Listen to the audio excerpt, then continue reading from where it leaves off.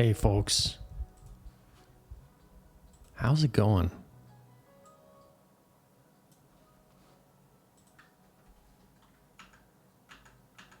Let's see. I'm still getting some things set up.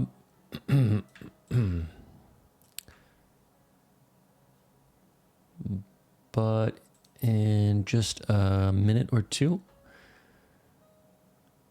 we'll be jumping into some hacking on jank.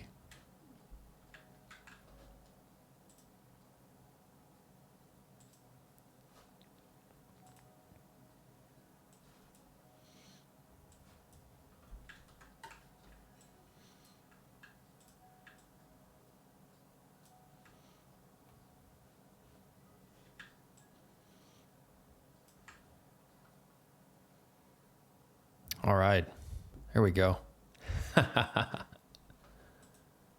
Nice. Let's see. Let's get into this. What are we doing? We are going to do a bin watch. We're going to do a bin compile. We're going to do a J16. And, oh, nice. So we have some stuff to already jump into. Some failures.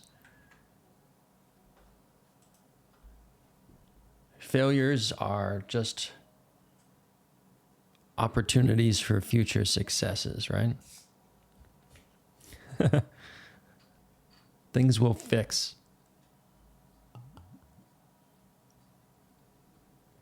There we go. So today, I want to pick up what we were working on at the end of last stream. And I've done a bit of work on that, and then I jumped into some other stuff that is super secret and I don't want to share yet. So I'm going back to that for today. We can finish that up. And that is the scoping of C++ values to ensure that destructors are run at the correct time for jank code. This ended up being surprisingly difficult. Surprisingly difficult given the flat IR structure that we have. And so I spent a lot of time thinking about it and trying to figure out the cleanest way to handle it. And what I settled on is having an entirely separate pass where I go through the IR of the function and try to keep track of which values are alive and at what time. And then I keep track of the scopes that functions were defined in, as well as the scopes that those values are used in. And I do this for every single IR value. And then I use that to identify which values need to be lifted up out of their current scope and into some other scope. And so that some other scope is the least common denominator of the stack of scopes of all of the uses and also the definition. That's the high level of what the algorithm is currently doing. And it effectively emulates the process that we had before when we were just going from the AST and we already had all these structural bits when we were doing code gen, or basically allows us to rebuild all of that information by tracking the uses. But the nice thing is that we only do it for cases that it's actually needed in. And so, yes, we do have to do extra work in order to go through all of the IR and figure out all of the uses and everything like that and lift things up. But it allows us to detect some cases where, like, this local is set, but it's never read. And so we don't actually need to worry about that. Yeah, we can knock those out. But it also allows us to only lift the things that need to be lifted.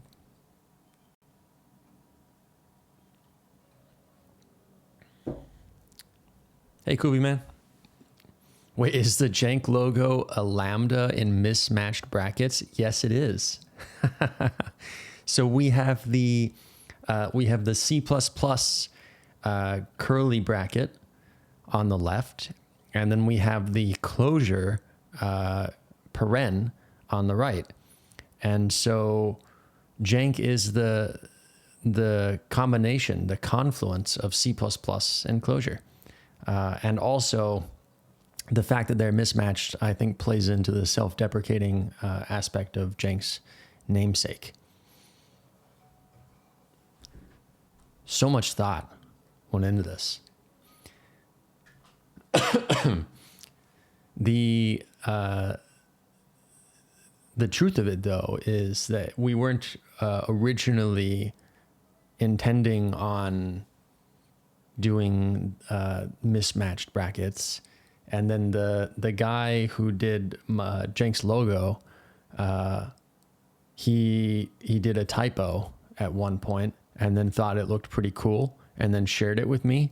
And then I was like, oh, I love that. and so we went hard on that. So it very much started as a typo and then a happy typo. Hey, Eric. Welcome. Hope you're doing great. Let's see. Okay, so where we are right now with this IR pass is that it was working for a lot of different scenarios, but I didn't have all of the functional tests passing. And then what we're hitting right now is that we're trying to compile closure core, and we're getting some failures there. And so this was working before because I already had a cached compilation of closure core, and I was using that. I would rather work on the functional tests because they're a lot smaller and more focused. So I think what I want to do is just get closure core compiling so I can have a cached version of that. And then we can work on fixing the IR scoping pass based on the functional tests. And by the time we have all the functional tests working, then closure core will already be able to be compiled with that IR pass. Well, I'm confident. Like, I don't know for certain, but I'm confident it should be able to because our functional testing suite is very good. It's the type of suite that gives me excellent confidence. So let's get closure core compiling. In order to do that, I'm gonna say maybe we scope open. I think if we just do this, then we're probably gonna be fine. So basically, by introducing these scoping instructions, we've introduced additional C++ scopes, and then that then introduces the whole problem of like values, IR values, trying to be able to be accessed outside of scopes, which is why we're doing a whole IR pass in order to address that. If we just remove the creation of these curlies, then that should be fine. Hey, DJ Blue. Thanks for the sub, man. 12 months in a row. Can't believe you've been streaming for over a year. Have I? I see. Because you were the first sub, and it's been 12 months. What a guy. Also, yeah, a year. Man, it doesn't say much for me as a streamer. Like, I'm still, I think a lot of people who've been streaming for a year have done a lot more streaming than I have. But that's cool. That's cool to think about. And I appreciate you, DJ Blue.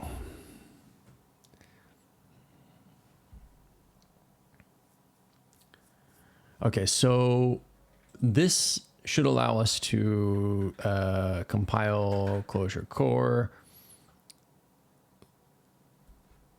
We just gotta wait and see, I suppose.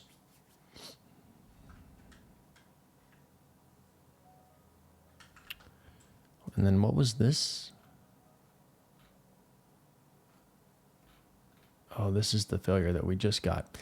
Shit. Okay, so we are not able to compile Clojure core even if I disable this because we are still running that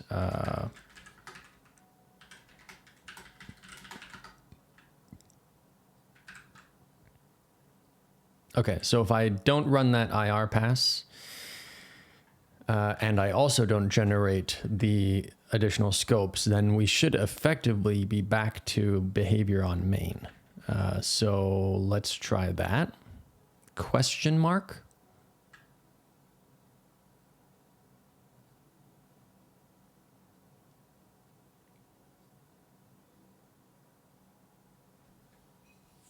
Okay, I got a question for you guys. You got to let me know in chat. So Franmophobic, who's often in this chat as well, was just talking to me about potentially doing a podcast where we discuss tech things. And in particular, he and I disagree about a lot of things, type systems and Vim and Emacs and certain aspects of Clojure, like Clojure CLI versus line again, and all these things where there are philosophical differences.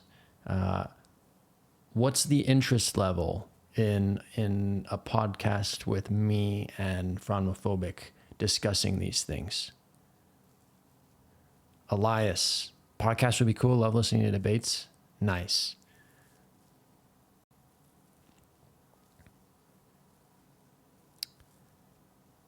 DJ Blue would tune in.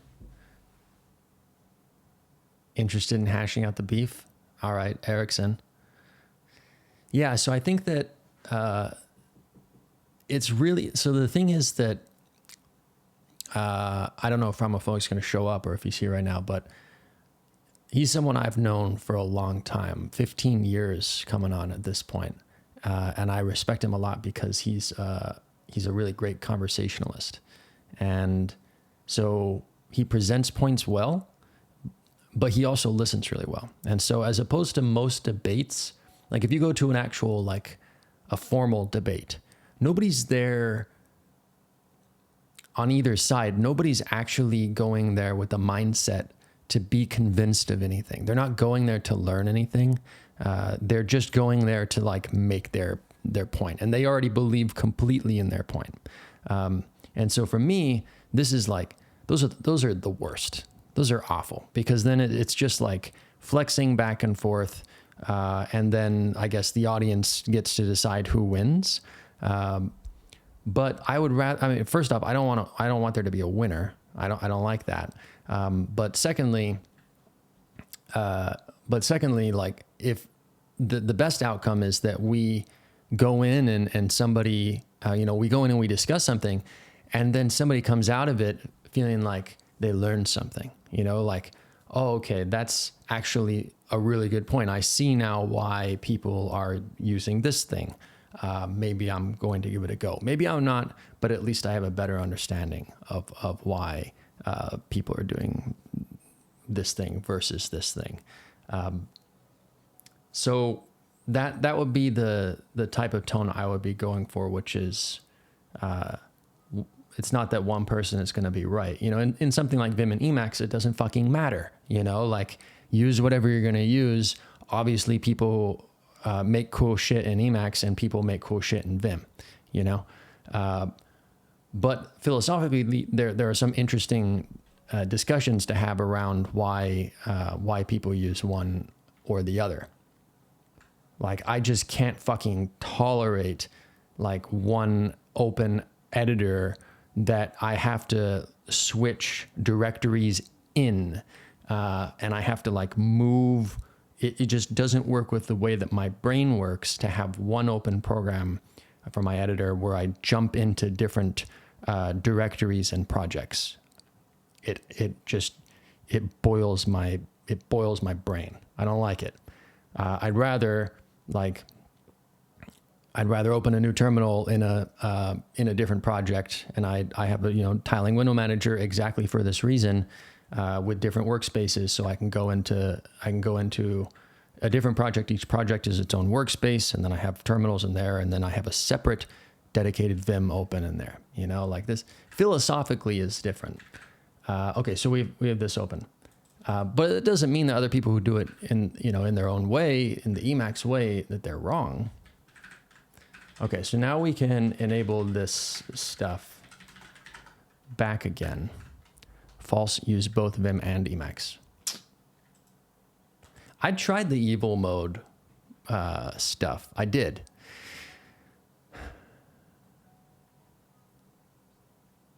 I gave it a go. I think maybe, I think maybe I even, this was probably back when I was doing a personal blogging, which was already 8 years ago. Oh, did I do an Emacs thing here? I thought I did. Huh.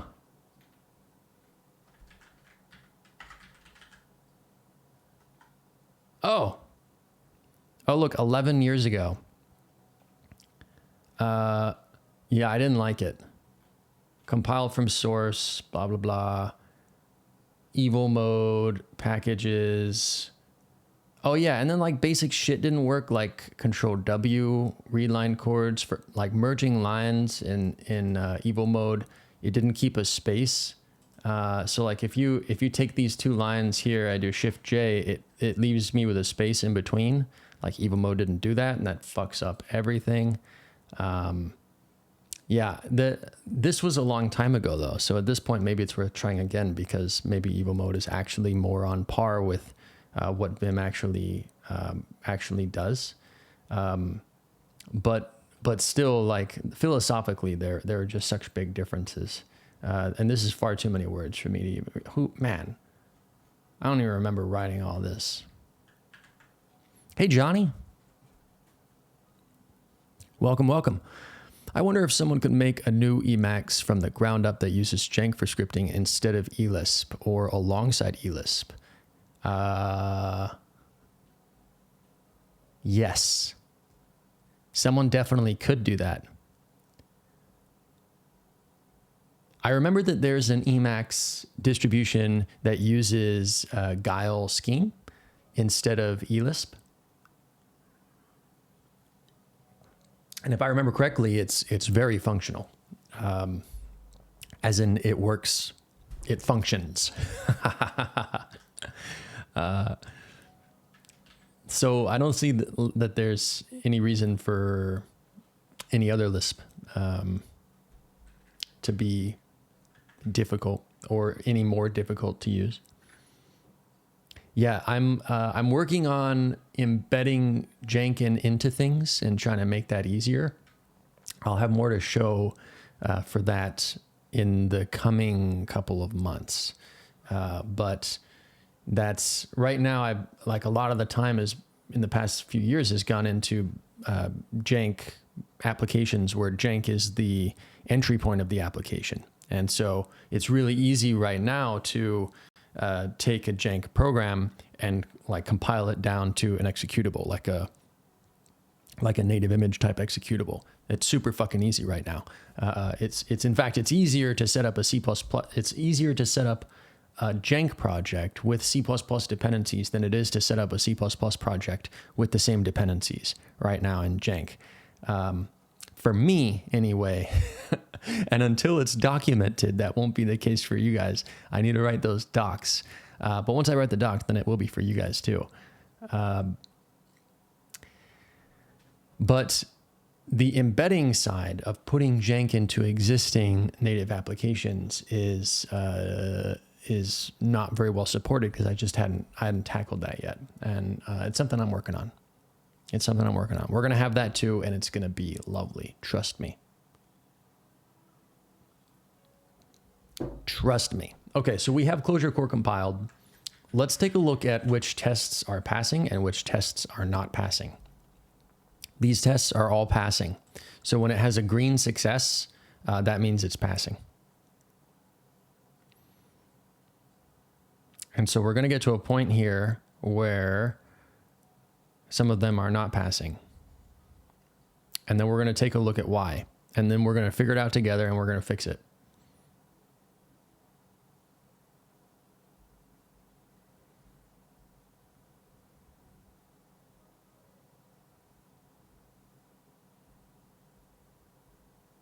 Okay, so looping, loop to loop. This is a fun one. Right. This is the one I was working on. So we have recur pass loop to loop, recur pass loop to loop, loop to loop. And then I think I actually have that reproduced. Yeah, I do. Yeah, because I recall this was the last one I was working on. So I do have a slightly pared down version of this running right here. So let's go ahead and take a look at what's going on. If we do a jank run on this file, okay, so we have a code gen error, print IR, and we'll do a jank print code gen as well. So we can see the C++ and then we have these debug lines here that helps with source information. I'm just going to disable that so that we don't have to see that. Hey, Cobalt, what's up? Welcome to the chat. I hope that you're having a lovely day.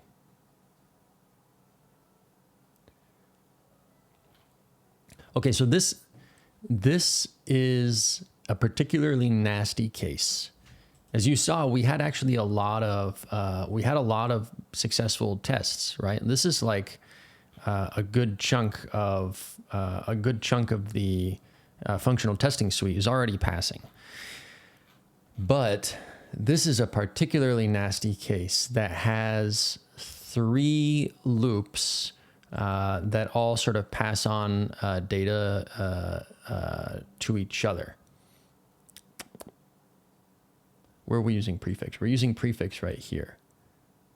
So fdecal is actually not used, but I think fdecal is needed because I think if we comment out fdecal, is not needed. Huzzah! Okay, so 2 loops. I'm crying a little. Had to buy some RAM sticks today. Otherwise pretty good. Yeah. Well, I'm sure the bank's feeling good because you had to take out a loan, and I hope you used a local credit union for that.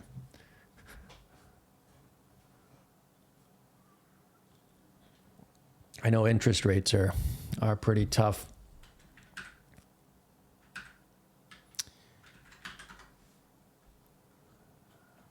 Okay, so that actually cuts our problem space down by a third. That's how math works. Local scalpers also feel pretty good. Oh man. Okay, so do we need this if p here at all? We do. So we can see here that if I remove the if, then the problem goes away. So you need the loop body. I don't yet know if I need this loop body. Yeah, I clearly need this one. So the thing is, if you have a loop without a recur, this is in Clojure. Loop is actually the same as a let, except if you have a recur. If you have a recur inside of a loop, then it becomes a special sort of let. But if you just use loop without a recur, then it works exactly the same as a let. In fact, the code gen will be the same. It'll probably even have the same representation in the AST. For jank, it does. There's just a bool for expr let.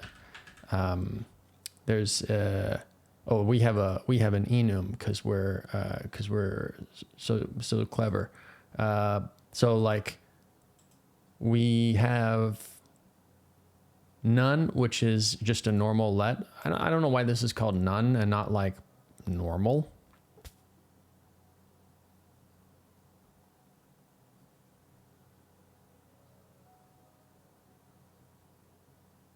I don't know why that's called none. I don't like that it's called none. Fortunately, I have no stability promises for the C++ API for jank. certainly right now. So I can just rename that. And so you can either have a normal let, or you have a loop with recur, or you have a loop without recur. And then jank distinguishes these because in CodeGen there's slight difference with regard to the way that bindings are, the types carried through bindings. I think Clojure might actually do that too. Let's save all that. Guess it's called none because there's no loop. Yeah, I think it's because there was no recur, and so I think I had it called none because I originally had like I had a let with a recur, and then I had like let with no recur, or like, you know, none or with recur or something like that. So I think it made sense at one point. It doesn't so much anymore. Okay, so I think we have a loop with an if and a recur. We have a loop and if with a recur. And we also, I believe we need to use, so let me make sure this is finished compiling. I believe that we need to use prefix here as well, which is the result of this this loop. These names, prefix, decal, and then whatever the fuck we had before, fdecal, these come from an actual Clojure core function, which originally triggered this particular interesting case in the IR before. And so I ended up just pulling out, narrowing that down to the simplest case. And then that is what became the recur pass loop to loop functional test case here. Okay, so we're all compiled now. So yeah, I don't think we can simplify this any further. We probably don't need the identity call there. Yeah, okay. So we need a recur. We probably don't need anything. We could probably do an if false and an if false here. Cool.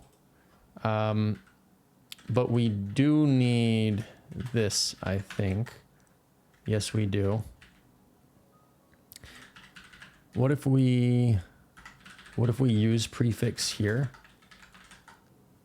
Yeah, that's fine. Can the body just be recur? We could try recur p because we need prefix to be there. So that's fine. And then maybe the body for this one. Yeah, so looks like we don't need the ifs, but we do need the recurs because if we have the recur, then it actually generates as a loop.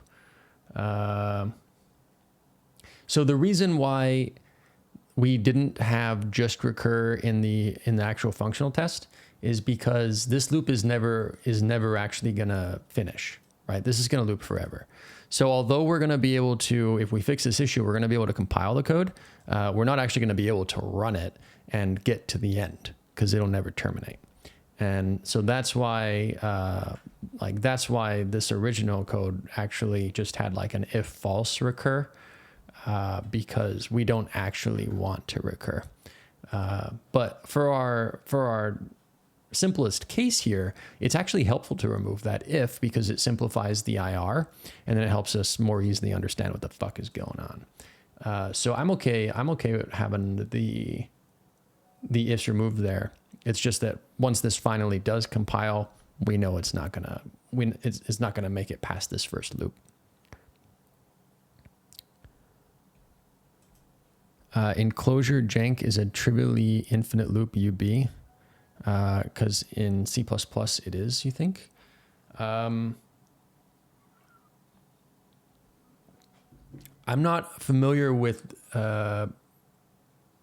infinite loops being UB in C++. That could be. I mean, there are definitely all sorts of undefined behavior in C++. I know of a lot of them, and maybe I'm not familiar with that one. In jank, I suppose the answer would be based on whether or not it's undefined behavior in C++, because jank just compiles that down to C++. In terms of the jank semantics themselves, no, I wouldn't classify that undefined behavior. Infinite loops without any observable behavior are undefined behavior. Possible. It's possible.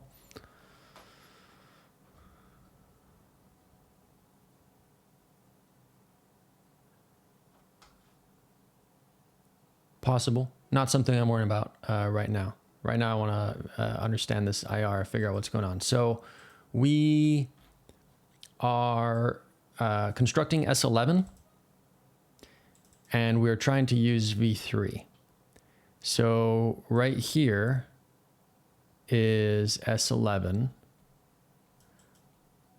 So here's what we got to do. We got to print out the IR before and after it is optimized. So this is the IR before it's optimized. And then let's print out the IR after it's optimized. I don't have a way to print out both right now in one invocation. So what happens to S11? So S11 is just a branch get. Why are we doing a branch get? Because S11 is the shadow for... Okay.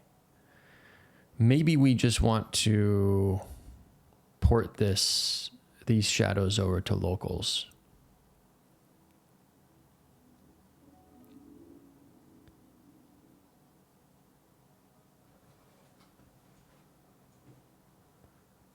But maybe not. We'll see. And then S3 is a local, or not S3, V3. V3 is a local. And so V3 is here. And so we can see that V3 is in this scope. And then we're trying to access V3 here. And we can't because V3, at the end of this curly, V3 is out of scope. Now the question is, why was V3 not lifted up? V3 right here is inside of scope S2. And when we try to access it, so right here. Oh, okay, this is an easy fix. This is an easy fix. Nice. All right, so I'll explain what's up, just in case you guys are following along. But what we're doing is we have, so we have this V3 right here that's part of this scope right here. And we're trying to access V3 right here.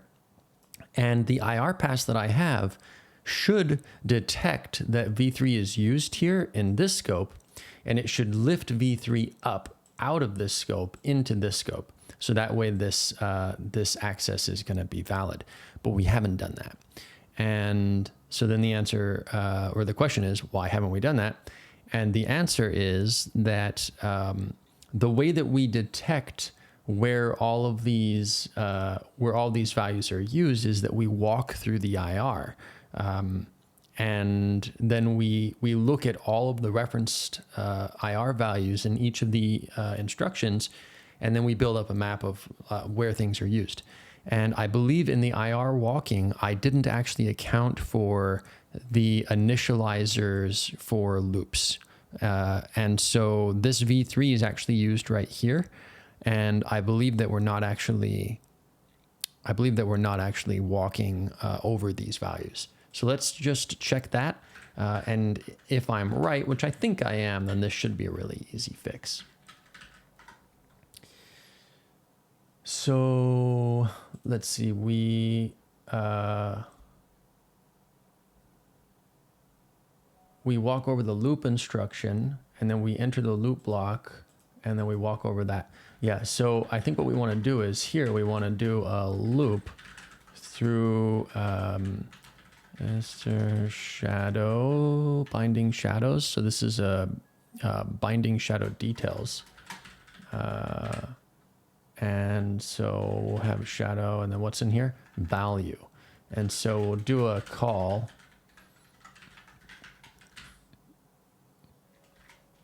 What is value? Value is an identifier. No, this is for walking instructions, so we don't do it here. Instead, there's a separate place where we actually do the walking of references. So walking references. And so when you walk the references of a loop, this is where we'll do it. And, oh, that's not right. And so we'll do auto const shadow in, and we got to give this guy a name now, inster f. And so we'll do a inster and binding shadows. And so now here we can call f with shadow value. Bam. That's it.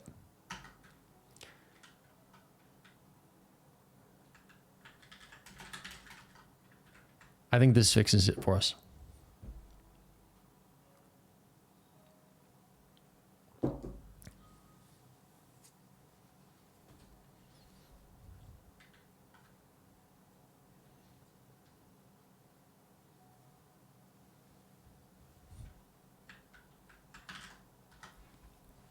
Nice. And so we don't get a compilation error anymore, but we also don't finish because we have this infinite loop. Now we can see what we had before here was we have the v3 and then our while true continue break. And then we access our v3, right? But because of the scoping here, we couldn't actually access v3. And so here we can see this is the scope around the while, and v3 has actually been lifted out of it. And so now here we're able to access v3. That's all that's happened. And so we ended up, we can see this in the IR. This is the optimized IR. So this NOP here is where the old v3 was. And so we replaced the old v3 that was under scope 2. We replaced the old v3 with a NOP, and then we added a new v3 that's a little bit higher. It's right after the scope 1. So yeah, so we lifted that guy up, and now that problem goes away. So let's carry on and see where our next failure is.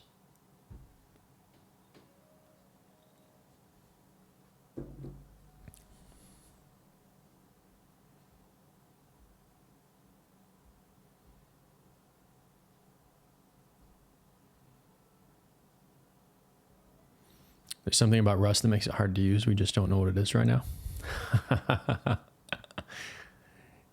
Hey, Ben, chilling. Hope you're doing great, man.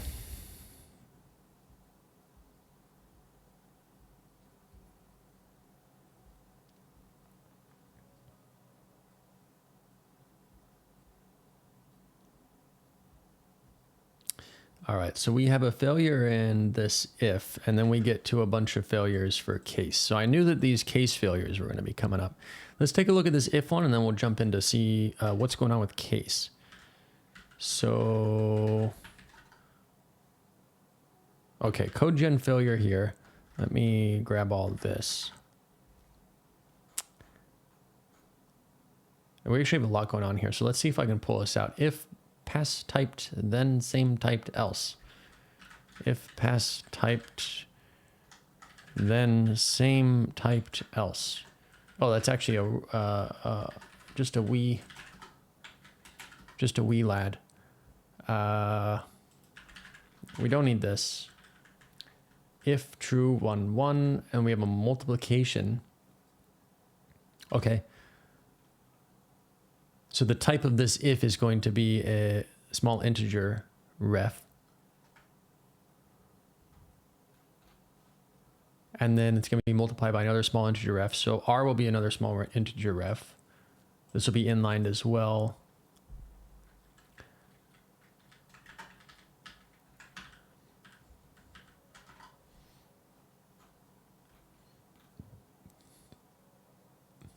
If needs at least a condition and then a then form.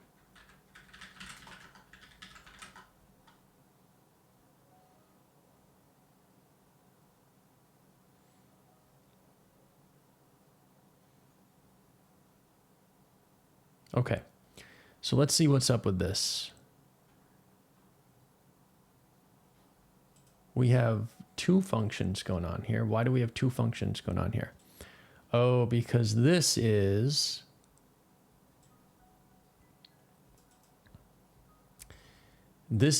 an inlined function, or this is an inlining function. So yeah, ignore that.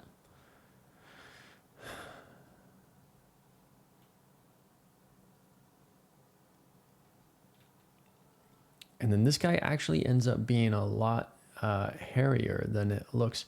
Do we really need all that? Question mark? Yes, apparently.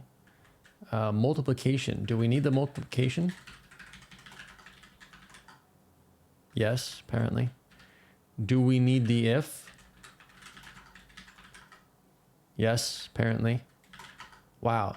This is why I have these test cases, because it's like they're actually so specific. And then do we need any of this? Yes, apparently we do. Do we need the equals? No.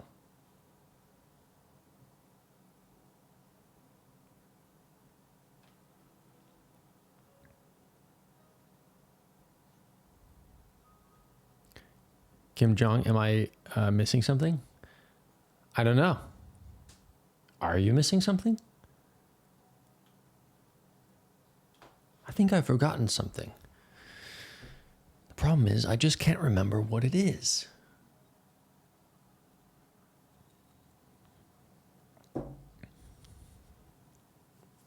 Neville Longbottom moment.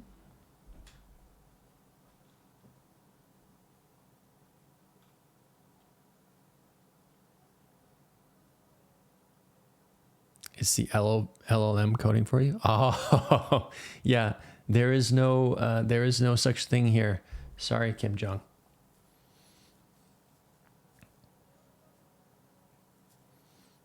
Sorry, not sorry. So the value that we're accessing here is V16, and we're trying to convert this to a bool right here into V20. So V20 is a constructor call that takes in V16 and gives us a bool. V16 is an I32 coming out of a multiplication.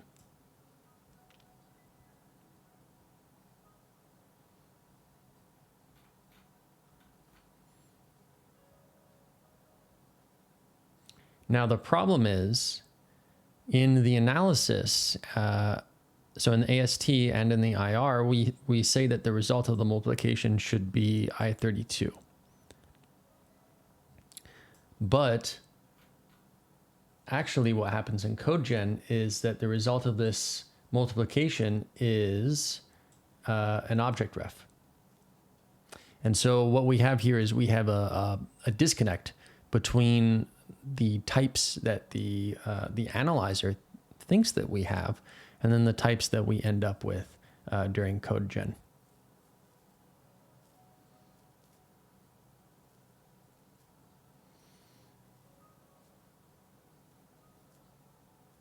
And the reason is right here, V6. So we see here that V6 is an object ref.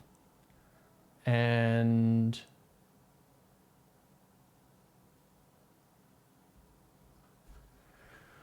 okay. So V6, I assume, V6 is a local here. Was that lifted? Let's take a look at the IR before.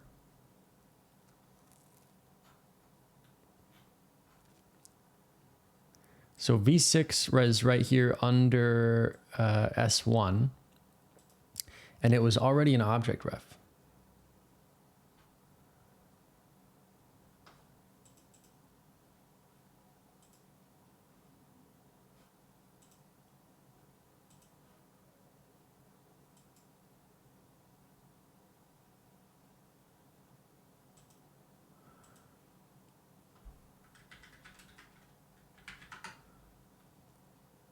This is because we're using the mutable type. If we remove the mutable type, this particular problem goes away. But am I using the mutable type because I need it?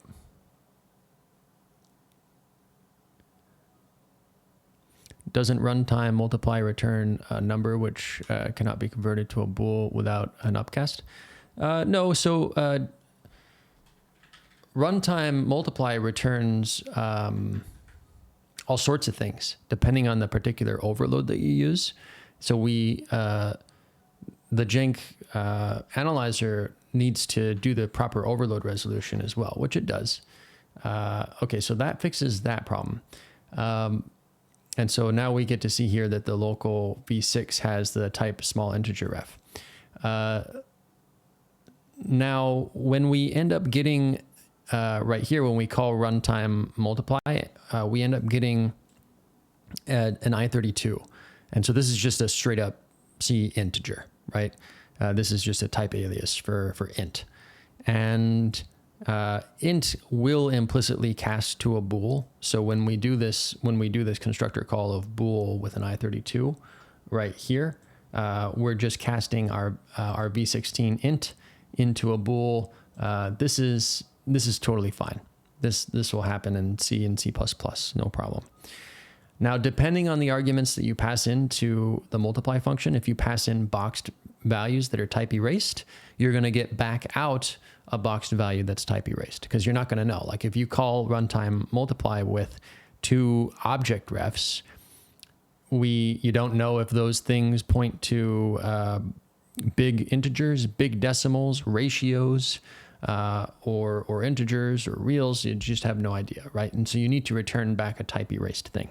However, in this case, we know that v6 is a small integer ref. We know that v15 is a small integer ref. And so when we select the overload of multiply, that particular overload that takes in two small integer refs is going to return an unboxed integer, because it's always, all of the math primitives are always going to try to give you unboxed values.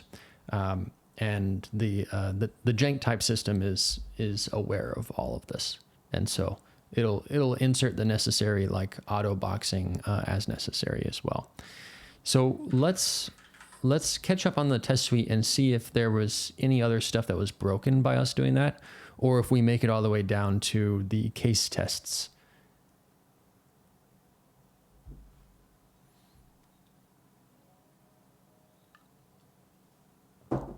Looking good so far, which is a relief, because I didn't want to have to be bouncing between like, this test needs this thing and this other test does not.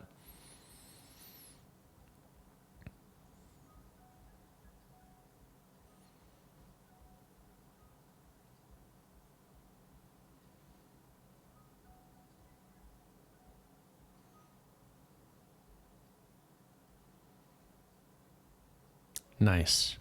Yeah, I like that. And now we're on to case. Cool. So case is not surprising that this is failing, because there's a lot of work going on with case. I wonder if there's a simpler case test that we could do. Form case.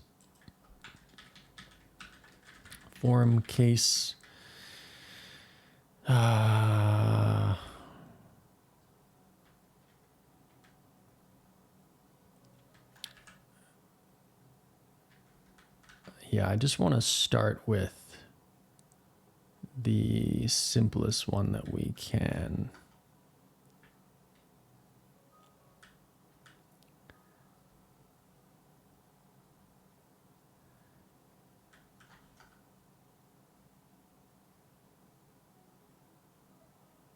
I don't know if no default's actually going to be better.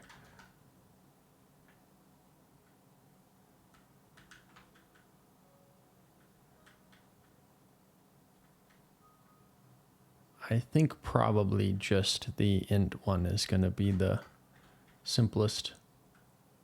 Indentation's all fucked up on this, but whatever.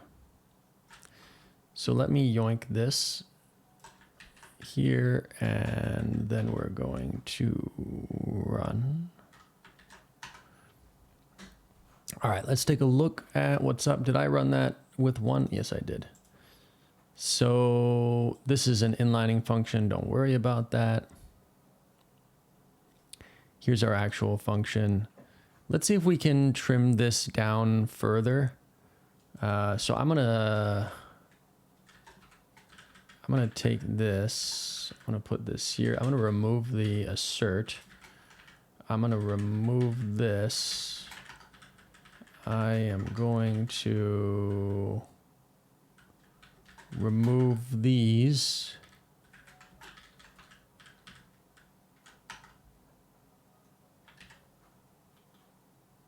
Okay, so we have a problem here where we're missing some curlies.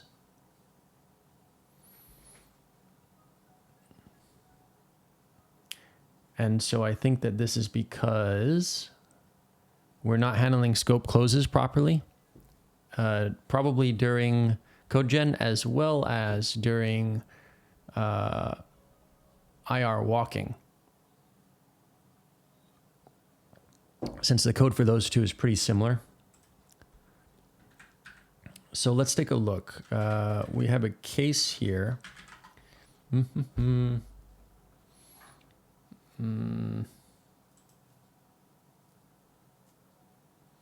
So here's our case. Interestingly, we have two closes. Oh.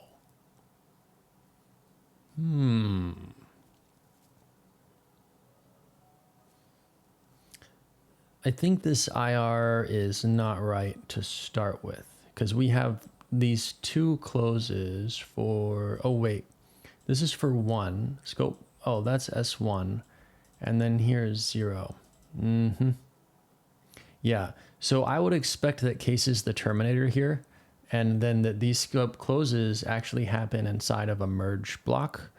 And that merge block right now is nil. Yeah, okay. So what we need to do is we need to force a merge block for case. That's going to probably fix all of our problems. So the reason, the explanation here is that historically, jank is not required when you have like an if or a case or a loop or something like that. With IR and you're building your control flow graph, which is like this this set of blocks and all of the different connections between these IR blocks. Whenever you branch, like let's say you just have an if, so a case is just a more complex version of an if. Whenever you branch, you go from, let's say, our entry block, and then conditionally you go to like either the true block or you go to the false block. And then whenever you are done with either of those blocks, you can then merge back into what we call our merge block. And so in your merge block, you'll then have the value that's the result of whatever your if was. And that's where you generally have like a phi node or something to pull the value out of that branch. Now, if the if happens in tail position, so that the true block for the if and the else block for the if and the false block for the if will have their own terminators. They'll have their own like return instructions. Then we just don't generate a merge block because there's nothing that we really need to merge onto. We just let those blocks terminate. This keeps the IR more minimal, but it also means that we need to handle conditionally like, okay, well, does this if have a merge block, or are the blocks for the true case and the false case are they expected to have their own terminators that don't proceed any further?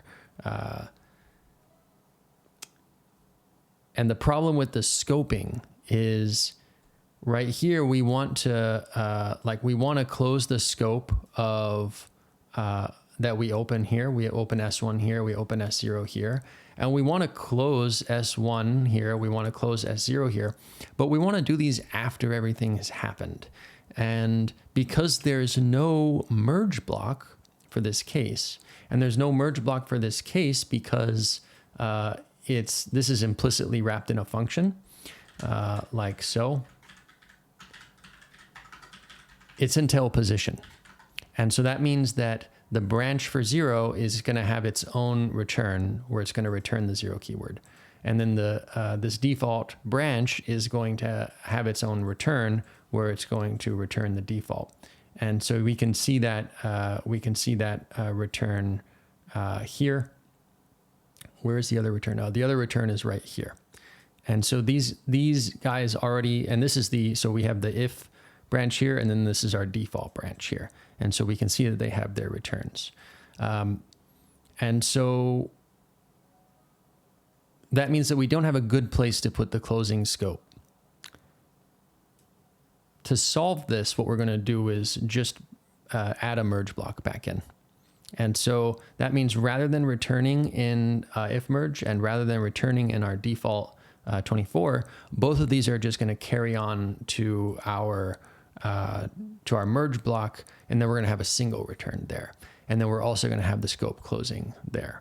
That just fits everything together a lot more nicely, and it removes the extra case handling. So it does mean we have another block in our IR, but that having another block in our IR actually simplifies things.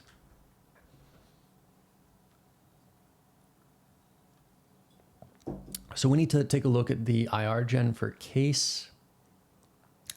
And so what we'll do is original.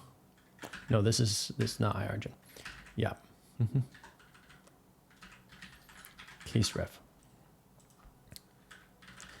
So I'm going to grab its original position, and then I'm going to propagate its position. So I'm going to basically forcefully set it to have value position, even if it's in tail position. And that way, whenever we do IR gen for this, it's not going to be generating its own returns. And then what we're going to do is we're just going to remove this checking for tail position right here. We're going to remove the checking for tail position right here, because before we conditionally had a merge block, and now we for sure have a merge block. And then similarly, this goes away and that goes away. And then this goes away. Okay, so now we always have a merge block rather than conditionally, and we force the case to be in value position. Now the only other thing is we need to do this, which is oh wait, we need to. So here we do a return of our local, or we return our local. We return of our phi, or we do our phi. And here what we want is we want a return of the shadow. I think we need to do a branch get either way.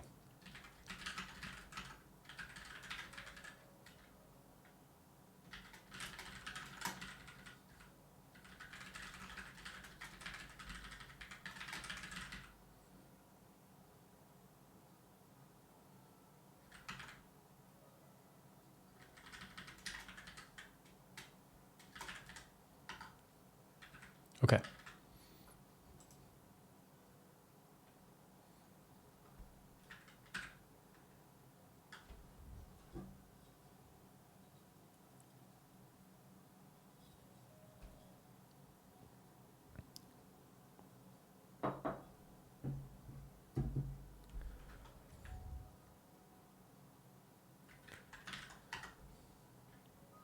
So now that that particular test passes just fine.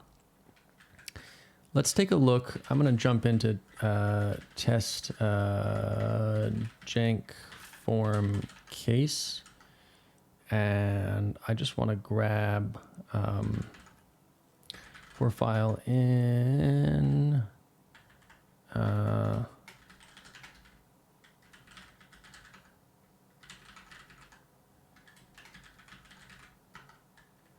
I should probably echo the file.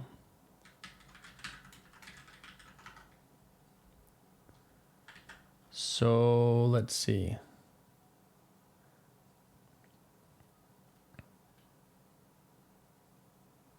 Scripting outside Babashka. You tell me, Johnny. Would it be faster to write a Babashka script to do this for me, and then run the script?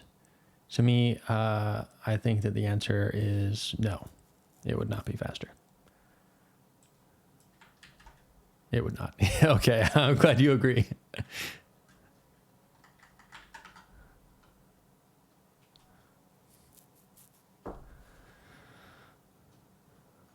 Okay, so we have another case here with big integers, and we're accessing G19.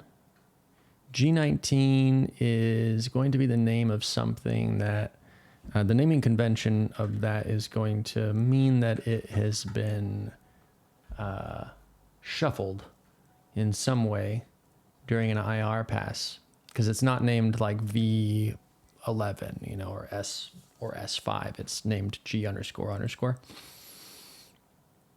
So we do a branch get.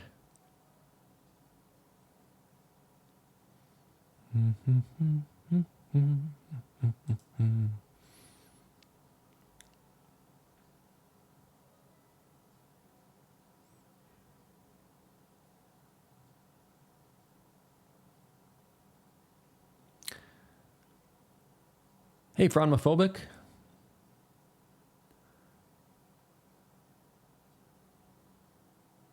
Hope you're doing great. Were your ears ringing earlier? I was just chatting by you.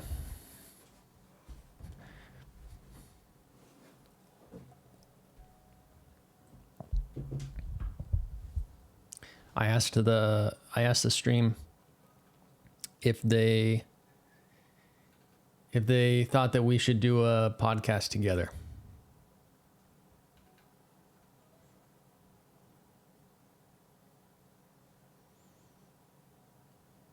The answer was, what was it? 3 or 4 people said yes. Nobody said no.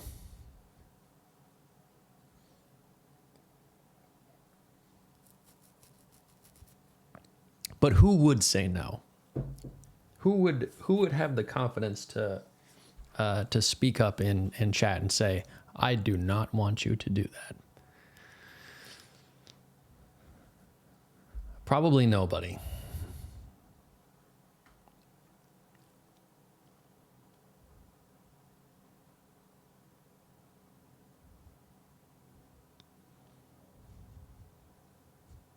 What is a Franmo?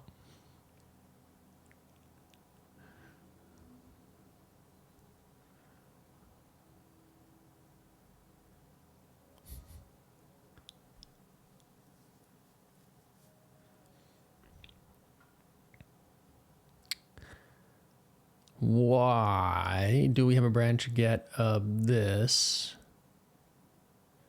Where is this value even coming from?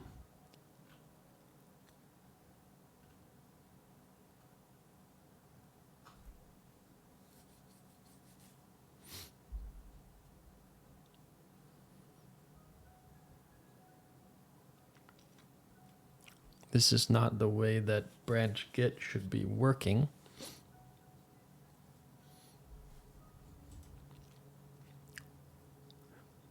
I don't quite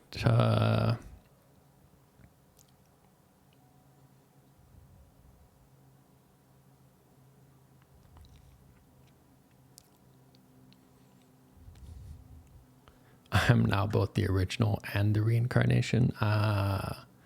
The son of yourself. This sounds familiar.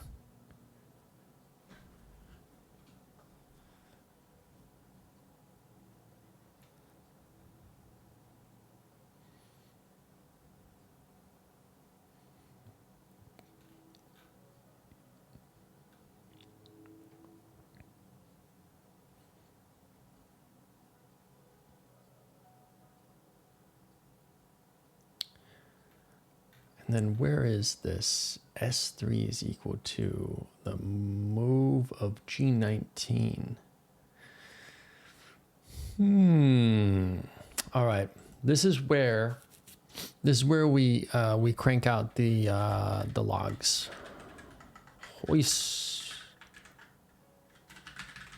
So I added a bunch of logs to this pass because trying to figure out some of these earlier cases before I was, because I was trying to figure out this algorithm myself. It was difficult. So we're just going to bring those back in. I think they're going to help.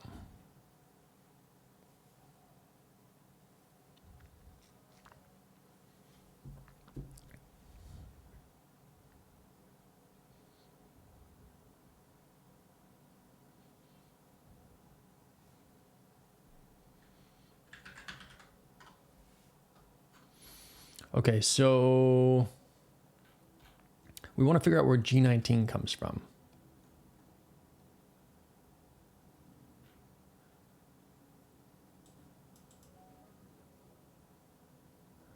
So when we NOP, we don't actually spell out the logs. So I have a to-do for better name in two places. We have a def name, we have the local. I think I'm gonna need to log these. So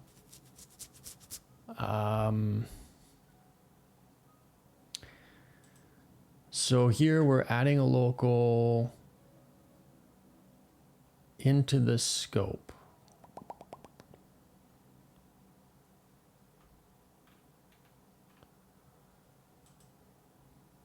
We find the lowest scope and the necessary or the corresponding block. We add the local into the scope.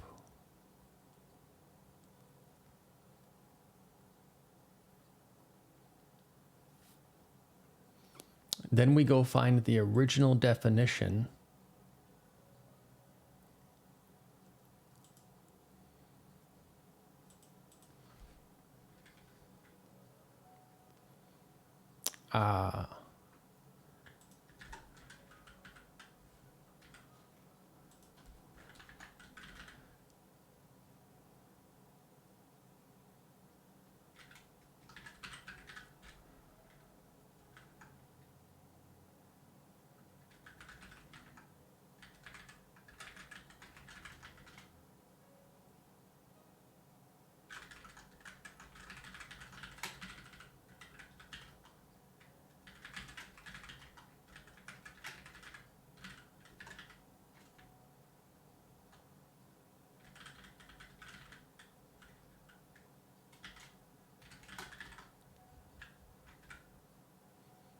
I think that'll have the info we want.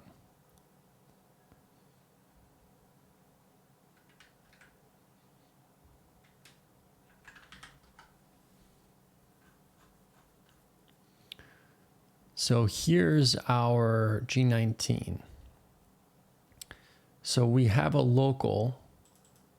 We had a local that was S3 here. And it was S3 here. It was used in S1. And then we had a usage of S3 and S0.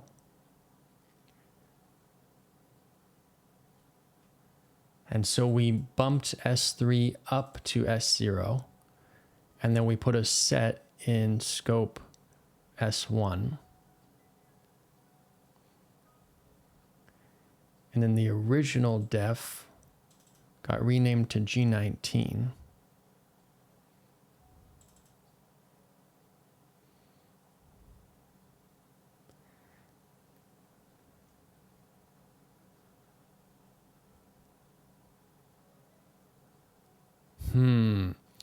I think the problem here is the shadows.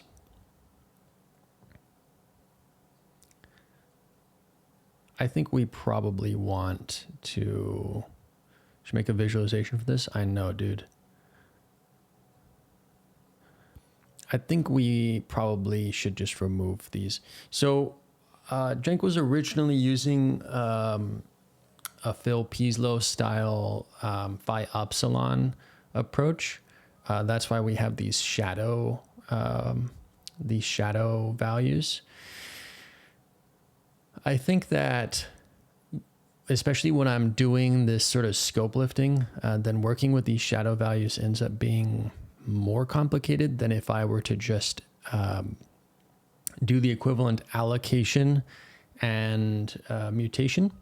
And so I introduced two new instructions, one called local, which we can see here that introduces a local. This is equivalent to like LLVM IR's alloc A, which is just a stack allocated value. And then we have set local, which is specifically meant to be a consuming set, which is why when we take a look at the code, we're doing a standard move here. And so this is specifically different from when the user specifically wants to do like an assignment, then that will be an actual CPP call. But set local is meant to be more managed by the jank runtime. So it's not possible to create a local and set local using jank code. These are IR instructions that are just used by the IR generation in order to convey the things that we want to convey. But I haven't moved all of the IR instructions away from shadow variables and toward locals yet. And I think that the issue that we're seeing here is the IR pass that we have is expecting that we're working with locals and not shadows. And so like a branch get is the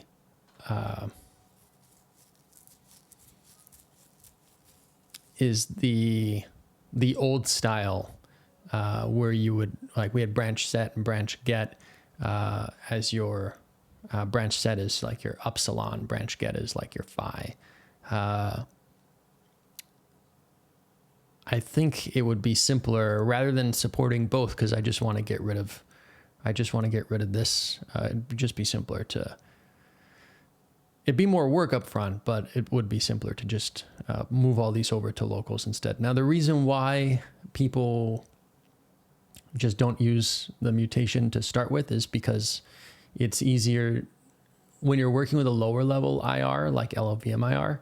It's easier to keep those things in registers. And as soon as you spill onto the stack, then you're paying more in terms of efficiency. Now, there are optimization passes like mem to reg, which can unspill and take values that were allocated on the stack and get them into registers. But those are like best effort, don't always work. I think in jank's case, since we're generating C++ anyway, we really don't need to worry about this sort of thing. I was following best practice and it's getting kind of in the way.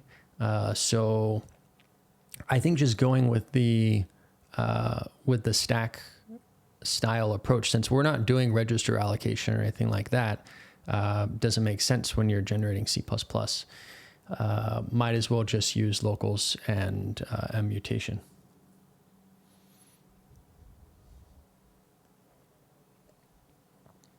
Not sure if any of that makes sense.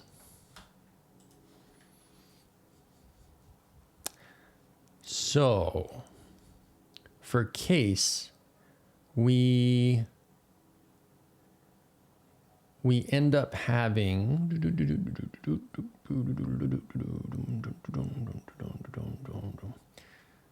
yeah, so here's our shadow get. And here's our shadow. So if we just rename this shadow to local, and instead of shadow we do next local, is there really anything else we have to do? So right here, instead of branch set, we do set local. And we don't need a get, and we do a local, and we do a local, and that's it. I bet you thought that was going to be tough. Wait, why is that oh, because it's const. Bet you thought that was going to be tough, didn't you?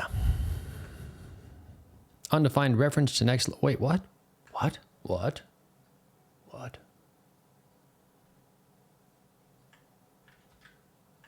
What?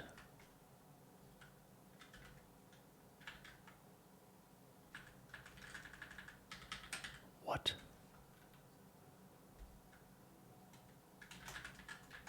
What?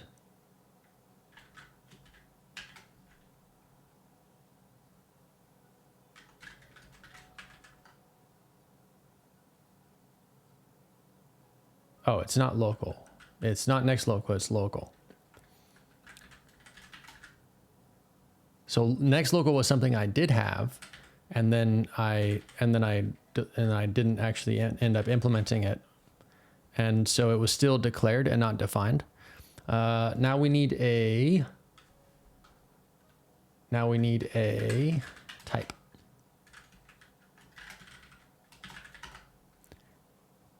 Bet you thought it was gonna be easy. That was easy. Where's my button? That was easy.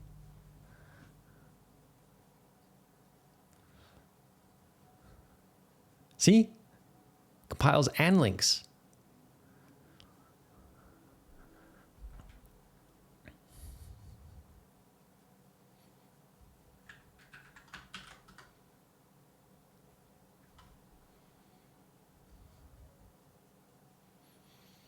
Okay, so we don't have any more compilation failure for that, but we do have a runtime failure. Now, this is expected to pass. Pass big integer. Form case pass big integer. Form case pass big integer. So we are expected to get many 9s from this.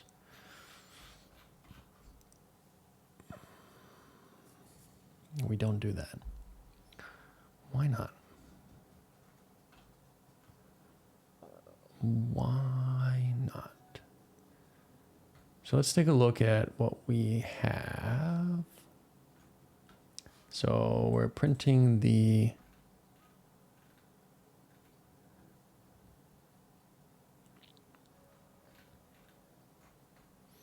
how about renaming it to 1, 2, 3 to 0? Yeah.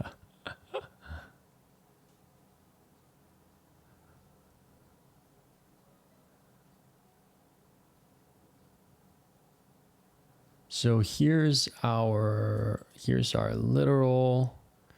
We have a couple of locals here that are keywords.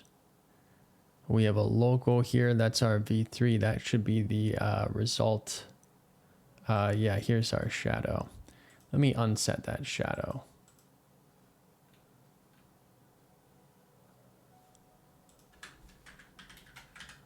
So we're going to want to remove shadow from here because we just don't have. Also, this always has a merge block now. Case. So this is no longer, whoopsies, this is no longer that. And then I don't think we need the shadow there at all. And instruction case. So here, remove this and shadow goes away, pretty sure.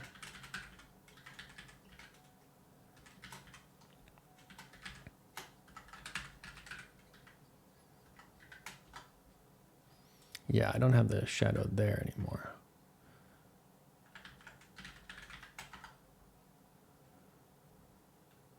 So here, remove this guy, and then remove that, and then that. Okay. And then IR print case shadow.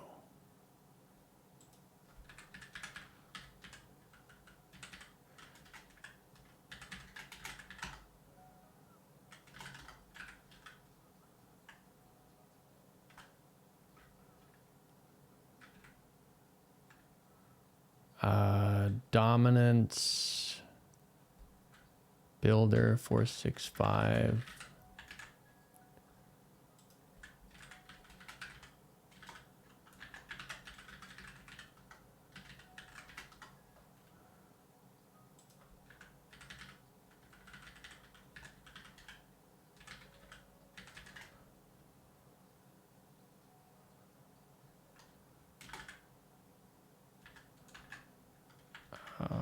Walk.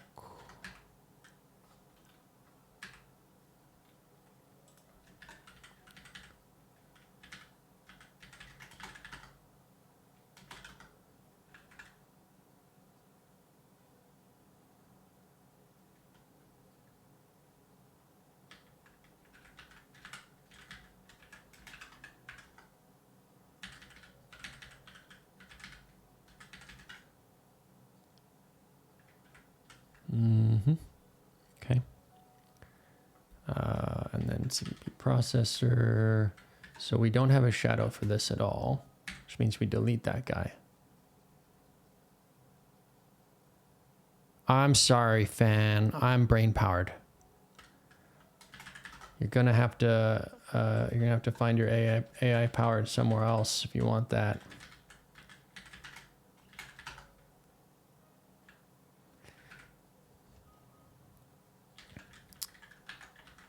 And then we want IR rewrite. So we don't have a shadow here anymore. We can just remove that.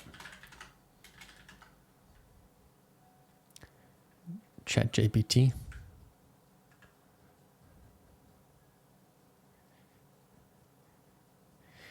Eric, did I read right that you're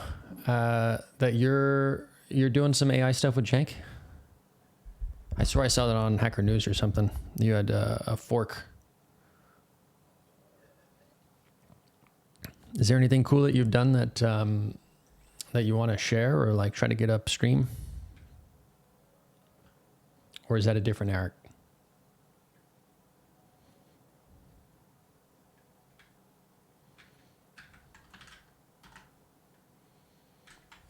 Nice. So that passes now.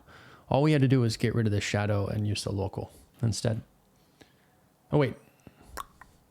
Yeah, because it passed compilation and it passed running now. Yeah. So let's try running these again.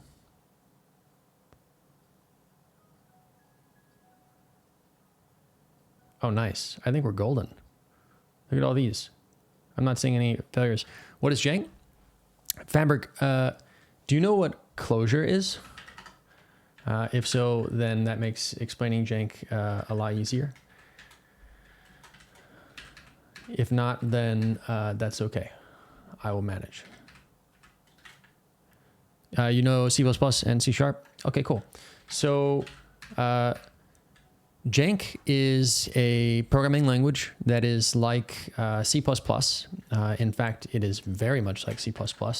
But it's also like another programming language, which is called Clojure with a J. It's spelled like this, Clojure.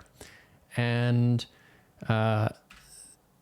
Clojure is a Lisp. And so it's a dynamically typed, garbage collected, functional first programming language that is used a lot for enterprise software. And so it's used in a lot of like insurance stuff and fintech and whatnot. Really great language for a lot of things, but it runs generally by default. It runs in a virtual machine, and so it's kind of a little more sandboxed from the rest of the world. And so jank is an implementation of Clojure. It is a dialect of Clojure that is written in C++, that compiles down to C++ code, and that has world-class, unprecedented interop with C++. And so as far as I know, there is no language that has better interop with C++ other than jank. And so we can just-in-time compile C++, and that's just something that we do when we're doing jank stuff. And so inside of your jank code, which is dynamically typed, garbage collected, polymorphic code, you can just include C++ header files and instantiate like stack allocated C++ objects.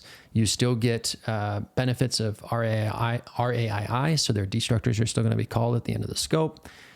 You can throw and catch C++ exceptions, call virtual member functions. You can just-in-time instantiate templates, and basically anything that you can think of in C++ you should be able to do through jank.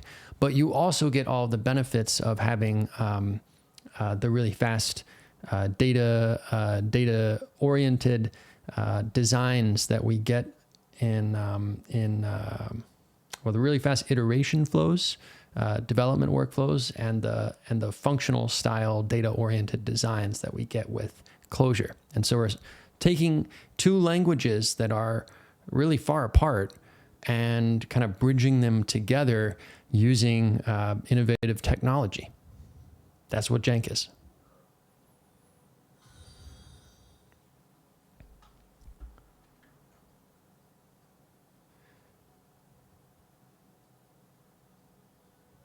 Hey, Gani and Pabi.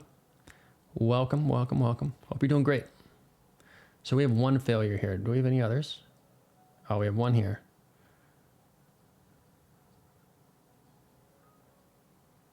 Wow, that's the whole suite. Only 2 failures now. Oh man, I've put a lot of time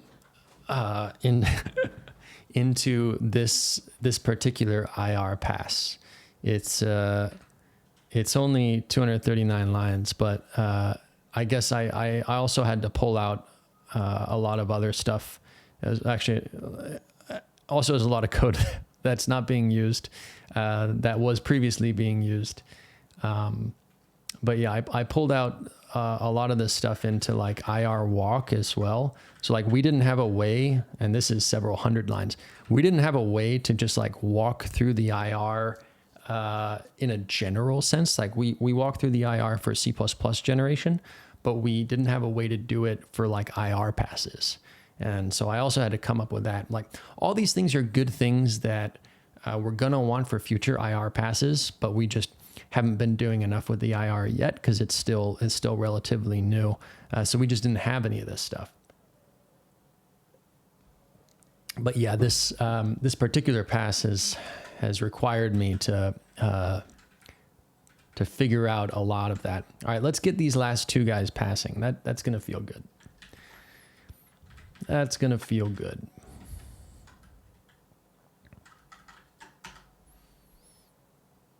All right. So here we have a while, and we're closing our scope before we do our break. Now I suspect the reasoning here is very similar to what we saw before, which is we saw this with the case where we were doing a scope close before we actually get to the body of everything else. Here it shows up in a slightly different way, but I think it's going to be the same solution, which is we're not using a merge block here, and I think that we ought to be. So this is user fun 10. Let's take a look. User fun 10. So we have a loop, and what do you know? We have a jump, and then we have a scope close, and there's no merge block. And so we can see our merge here is nil. So we're gonna want,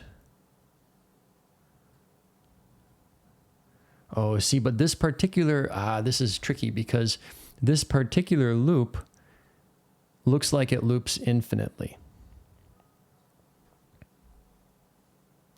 And that makes the IR gen a little more complicated because we don't have a merge block that we're easily jumping to.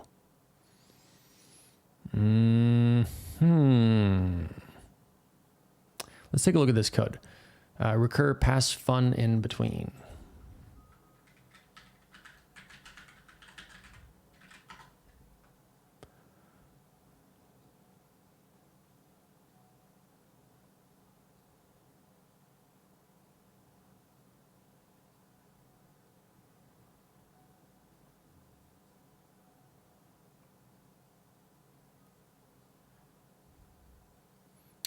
Interesting. And then, yeah, there's a comment here saying we've had an IR issue with this before, so I'm making sure it doesn't happen again because we're generating a function. That function is going to use function level recur. So you can use recur in a loop, but you can also just use recur within a function. And then that will do function level recursion. Although recur will need to be in tail position for the function. But here we end up generating a function in the middle. And so basically this is testing, like, you know, how we're managing the state for function recursion to ensure that we're going to recur into the correct one and that it's all going to generate properly.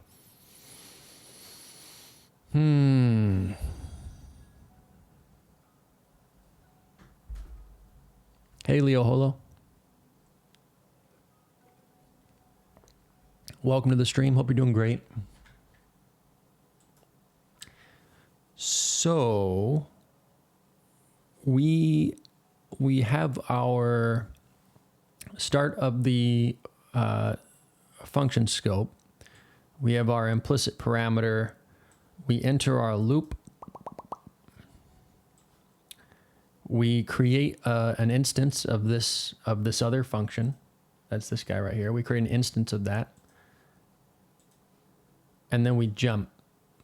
We jump to our loop, and then we have our scope close.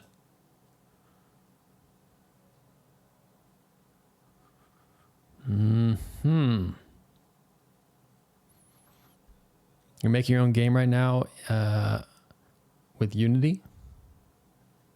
Cool.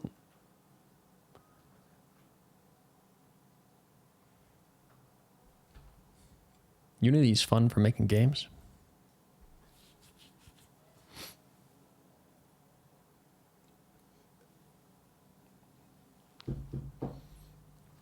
So we have a loop.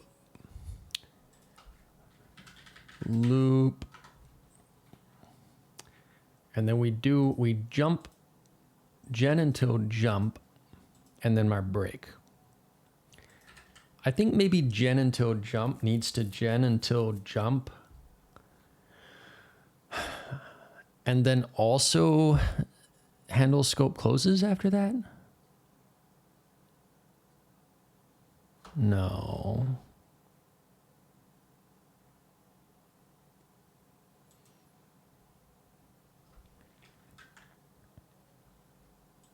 But this is not actually for looping. This isn't a loop structure. This is a function level loop. This is a function level recur. So what we need to go to where we're generating for the function. Gen function.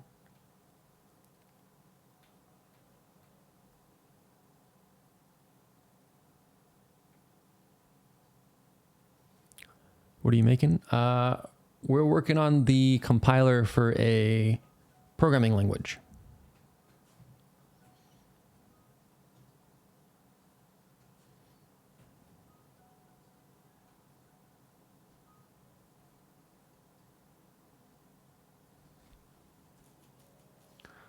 Oh, okay. So we do actually just...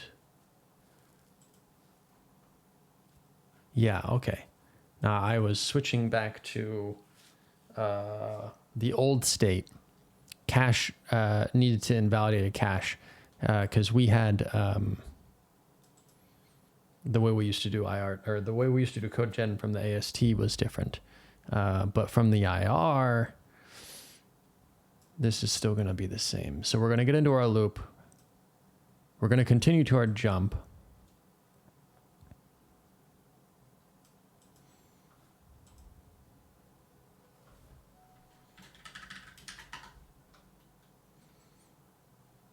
Right here, we continue to our jump and then we do our break.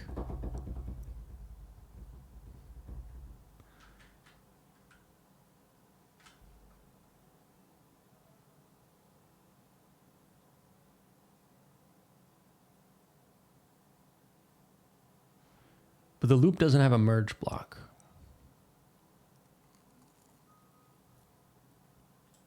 I suppose that's still the same problem. I said that to start with, and then I started to doubt myself. Let's. I'm gonna follow through on that. Let's remove the merge block from the loop. So loop merge block.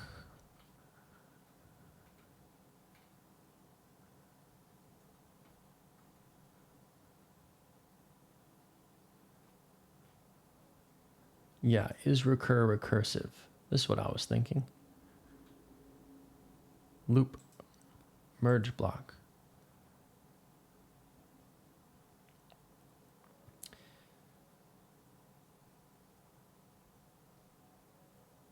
Merge block, block.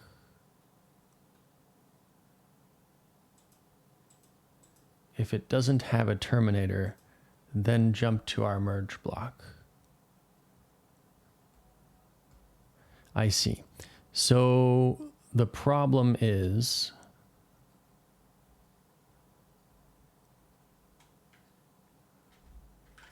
builder.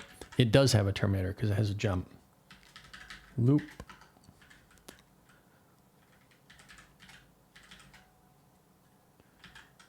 Loop.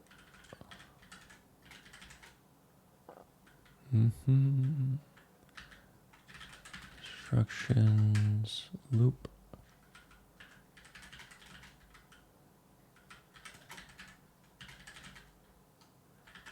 Loop.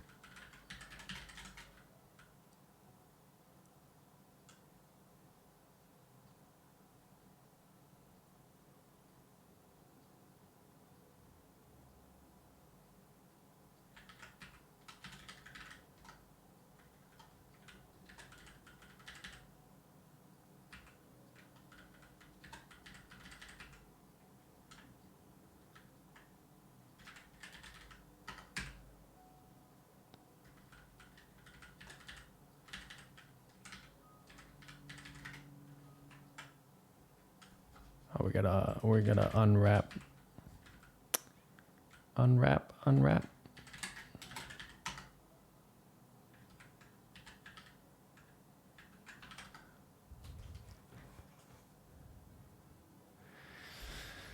This cleans things up. I don't think it's going to fix this issue though. IR print. Loop. Loop. Yeah, we should get rid of the shadow for loop as well.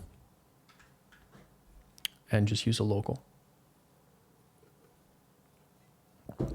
368? I already did that.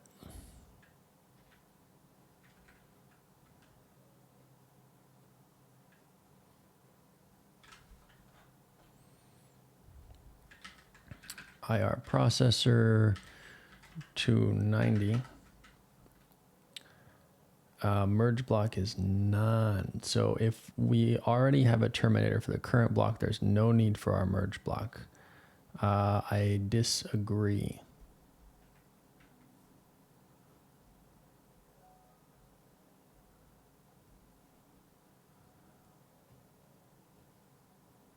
Yeah, so this is part of the problem.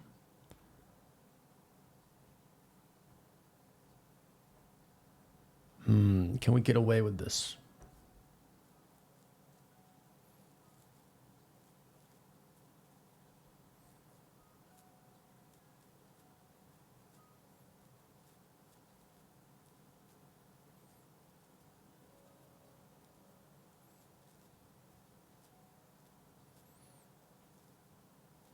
I don't know if we can get away with this.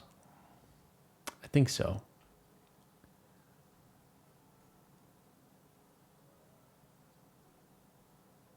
So we don't have a particular expression that we're working on. So we don't have anything we can propagate value position to, which means that we can't require that I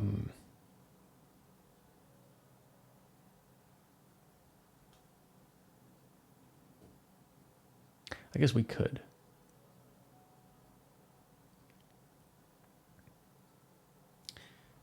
Because we already have a shadow, right?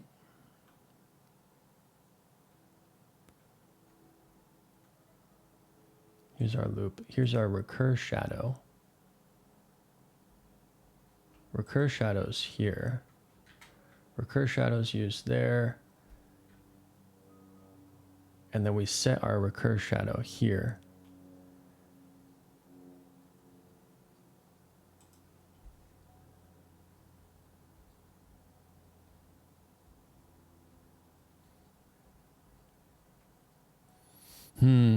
This is a messier case for sure.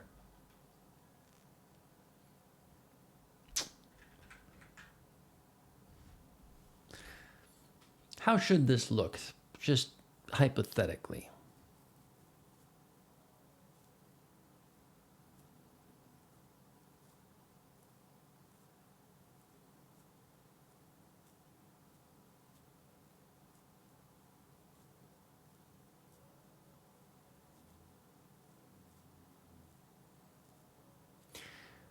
What does a merge block look like for a function that never returns?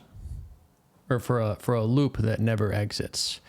Is this, it's interesting that you guys were asking about loops that never exits being undefined behavior, because this is the exact sort of thing that we're hitting here, where it's like, how do I stitch together reasonably sensible IR for a loop that is never going to exit?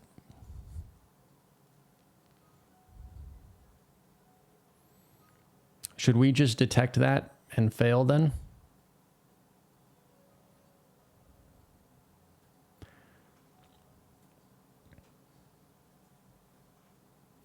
I think that would be harder, because if you're doing something like a print, like if you're doing some sort of effect, then you might want a loop that just goes forever. But we still have the same sort of problem, because there's no way to exit that loop. So yeah, detecting this and failing is not an option.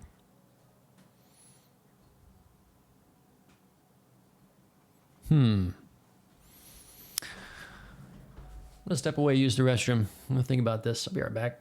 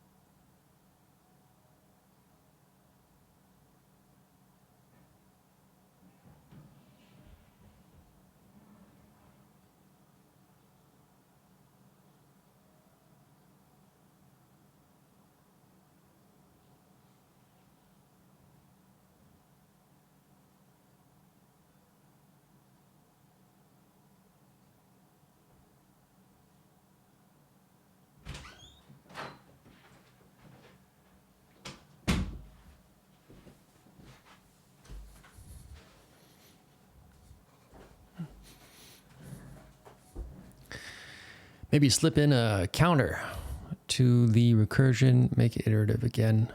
That's a dumb solution, to be honest. Does everything need to return a value? Throw, for instance, does not, right? What's the data structure you're operating on? So,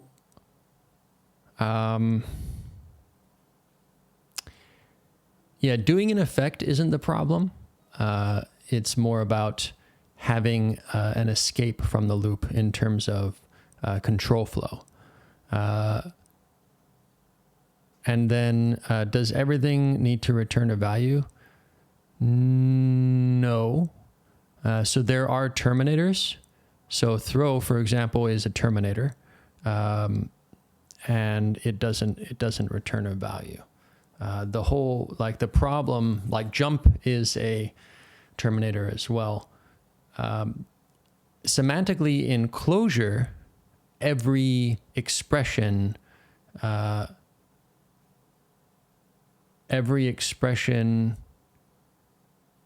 except for throw, I think, results in a value. And throw has, one might say, wink, wink, wink, exceptional semantics. But yeah, it's everything gives you a value by default. And then what's the data structure you're operating on? What do you mean, Eric? Where?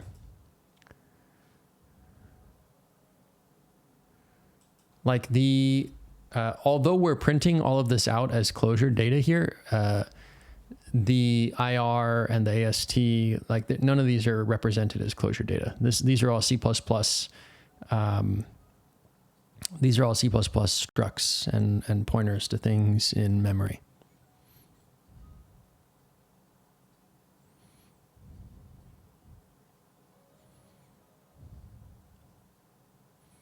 Yeah, this particular rendering is just a convenience. Code such as print line, throw should compile just fine.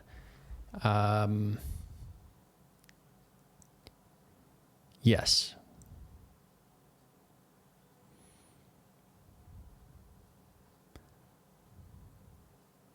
But the print line never happens.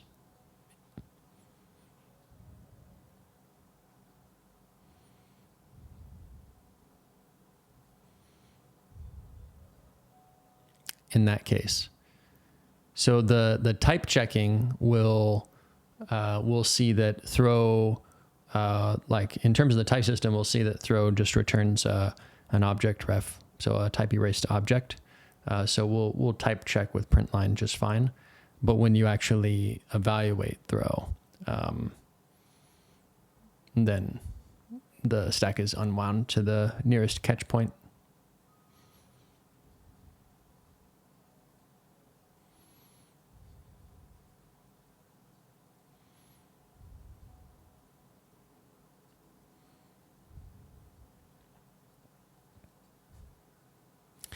Okay, looking back at this, we have. Did we successfully compile? No, we're failing to compile.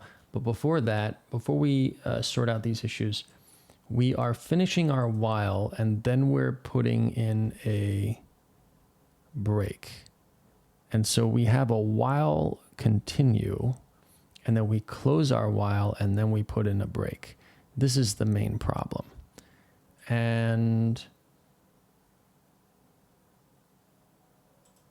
we're closing our while because of this scope close. And so the scope close is for S0. S0 is the function level scope.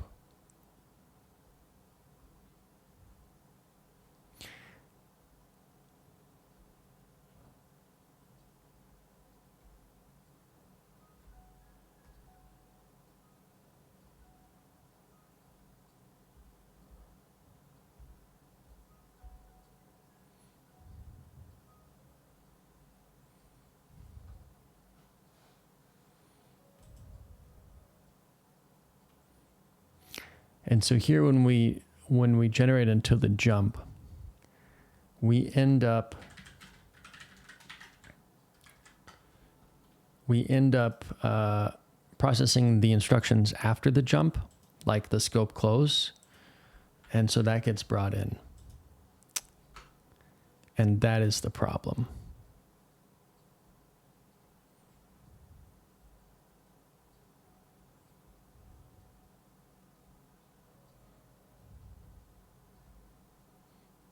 So here, if we generated until the jump and we didn't do the scope closes afterward, that would actually solve the problem, assuming that we could then do the scope closes after the break.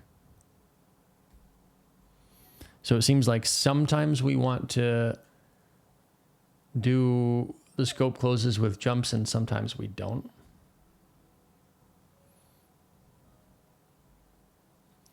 I don't think we have a good way of conveying that without just introducing some more state. So that's one possible way that we could solve this.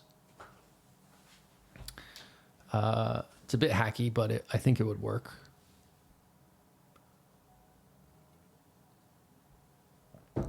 But I think I'm wrong that getting the merge block to go away will solve this. So let me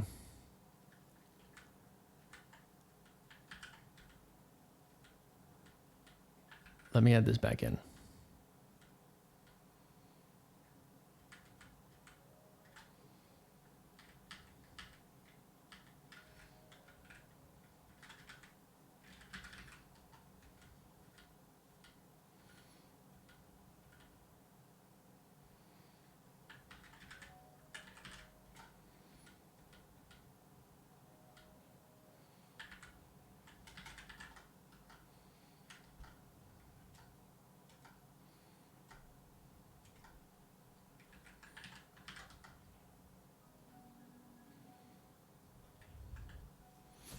The unwrap made me think it was Rust for a second. Yeah. Yeah, we have Rust flavored C++ semantics.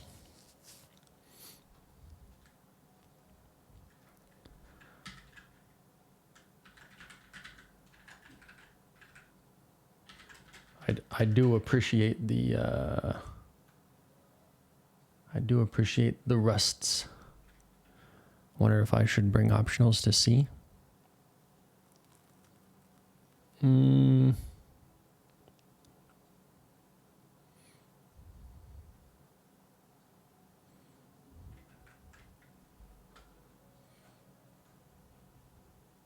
Yeah, I certainly wouldn't want to work without optionals. But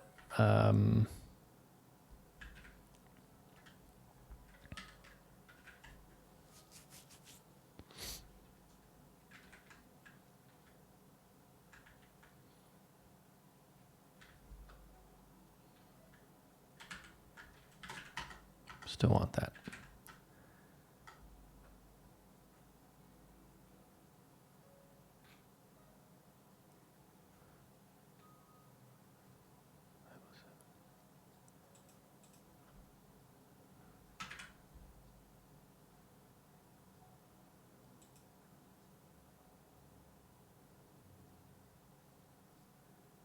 Builder.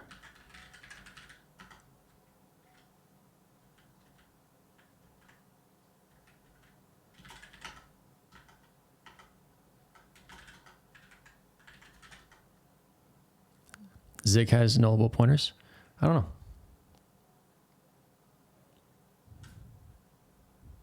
I mean, Zig is meant to be like a C replacement, so I would assume that is a requirement.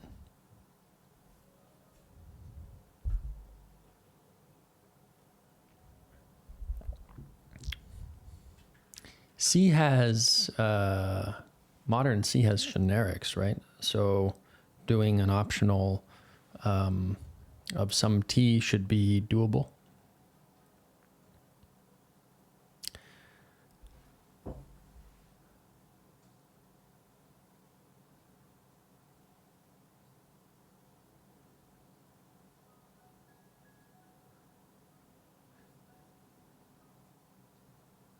C works a lot more with pointers than values, though. So you probably benefit less from optionals. I think they're probably still worth it, since a raw pointer still carries a lot of ambiguity. Like, is it nullable? Do I own it? Do I need to clean up when I'm done with it? How long is it going to live?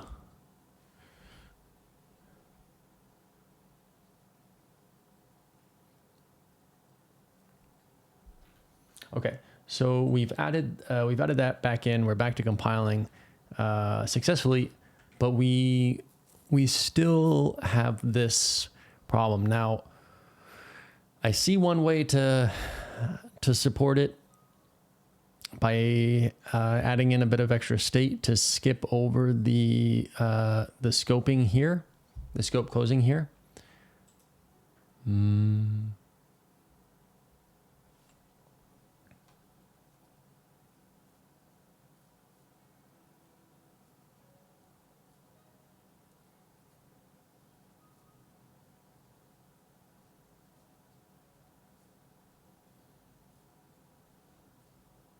But is there a better way?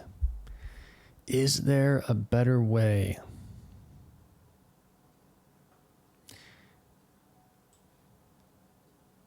This guy is ultimately the problem.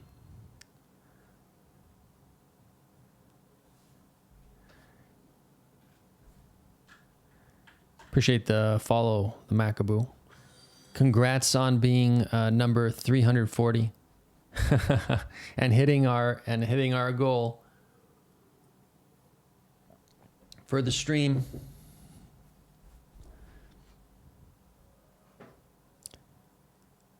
At some point when there are 10 million followers, then you could be like, yeah, I was number 340 for sure.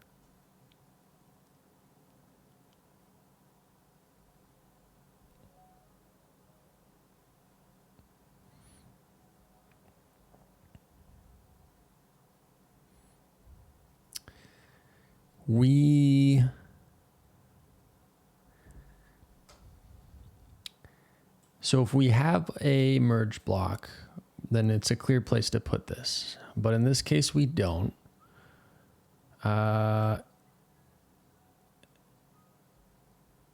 If we continue just into the jump and then we do our break and then we do these, then we can support this use case fine. But another option, which is something I should have waited 80 more than. I got you, Johnny. Does that need to be a special stream? The 420 follower stream? Another way that we could potentially tackle this is I have been planning that so each function has this S0, which is the most global scope. There's really no need to actually code gen curlies for that, because we actually already have the curlies for that in the syntax of the function itself. So I have been imagining that some scopes, at the very least this like S0 scope, just doesn't need to be generated at all. And if we were to do that, I think it would also solve this problem, because this problem only happens when you have a recur that is function level that never returns. So our case was here a function level recur that never returns. So this function, if you ever were to call it, it would never return. And that sucks, right? And that's the difficulty that we're having here, trying to work through the control flow graph So maybe let's just do that. So when we get to our scope open, we could just say if inst name is equal to 0. I don't know if we want to get like a separate index for these or if we want to carry some other additional state. Oh, actually, I don't want that there. I just want return none. And similarly, if the value of this guy, good old scoping and sclose, value should be value, scope.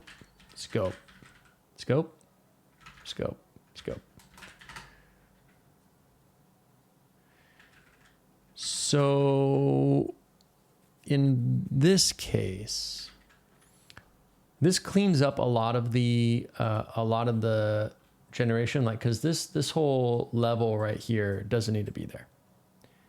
Simply does not need to be there. Same thing here. Like this does not need to be here. Same thing here.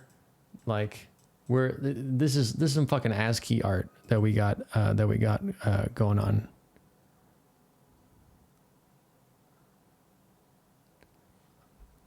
Large number of useful programs run indefinitely and never return.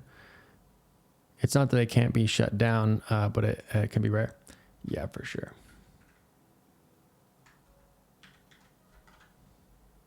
Okay, so that does solve the problem. Now we have our while, we have our continue, and then we have our break that comes after it. So our break is never hit because we always continue first. And also we removed some of the ASCII art from the extra nesting. So maybe that's as simple as it needs to be. And we don't need to worry any further. So we had 2 failures before. I think that was one of them. Now the other one was this one. Let's see if this guy still fails. It could have been the same problem. No, it wasn't. Wouldn't that be nice though? Wouldn't that have been lovely? But this should be the last one. I want to know. Let's see. Let's see if this is the last one. I think it's worth the wait.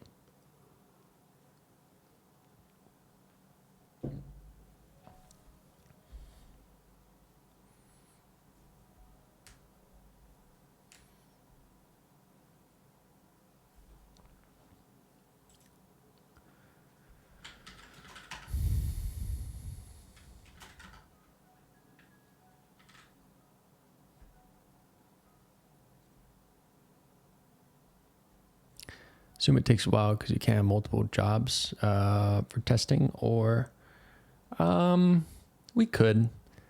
It mainly takes a while because it's a debug build and we got a ton of different assertions and no optimizations. It's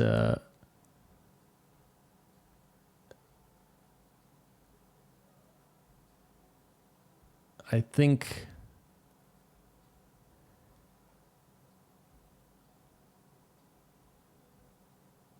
think we could, yeah, we could do more. I don't think it's worth the effort.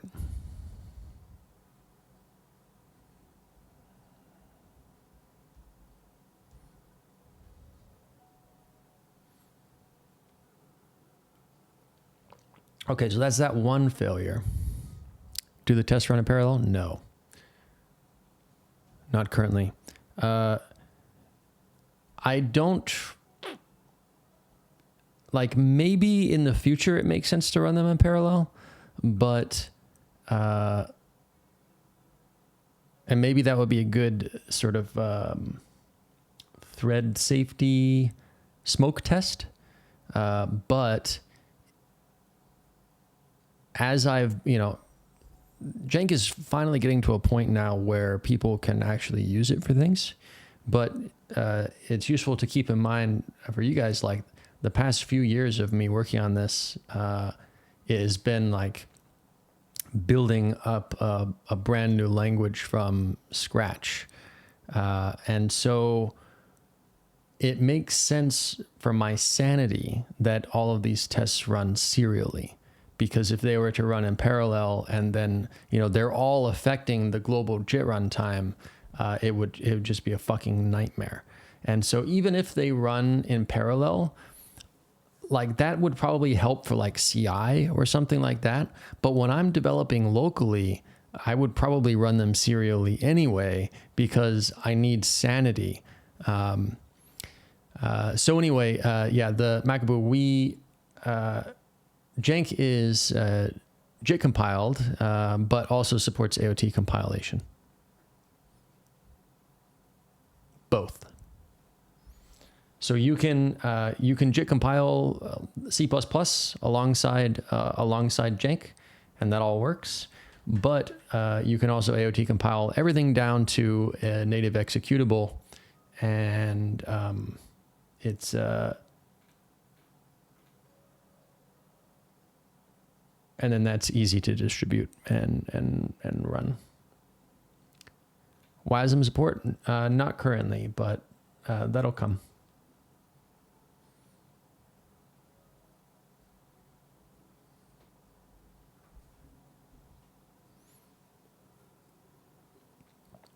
Yep. We're right now we're focused on like jank's strengths, and jank's key strength is that it's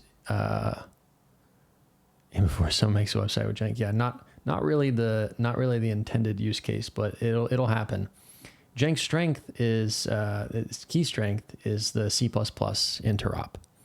And so if we were to take a look at like the jank website, for example, the first example that you see here is an application that is Clojure code, but just straight up includes a C++ header, right? This is the Boost libraries, like quintessential C++ library. So this is JIT compiled C++, and it's JIT compiled Clojure. Zig used to do that before 0.6. I mean, Zig never had seamless C++ interop. No language has seamless C++ interop to this level. Swift and D come closest. It was seamful. Yeah. A lot of languages have seamful C++ interop. Swift and D get closest, but they struggle, when it comes to virtual member function calls or exception handling or template instantiations, or like they each have their own sort of things like that. I'm not sure any language have C++, amazing C++ interop. How would you characterize root? The root project? Like you mean CERN's root project?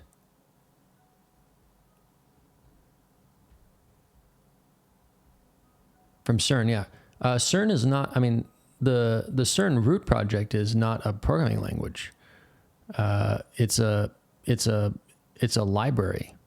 It's a set of libraries for C++.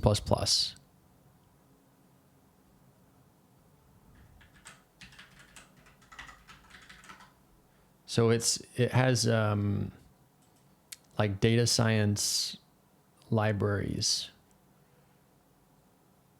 Wow, their website does not give you any info about what this actually is. Okay, root is a software framework, high energy physics.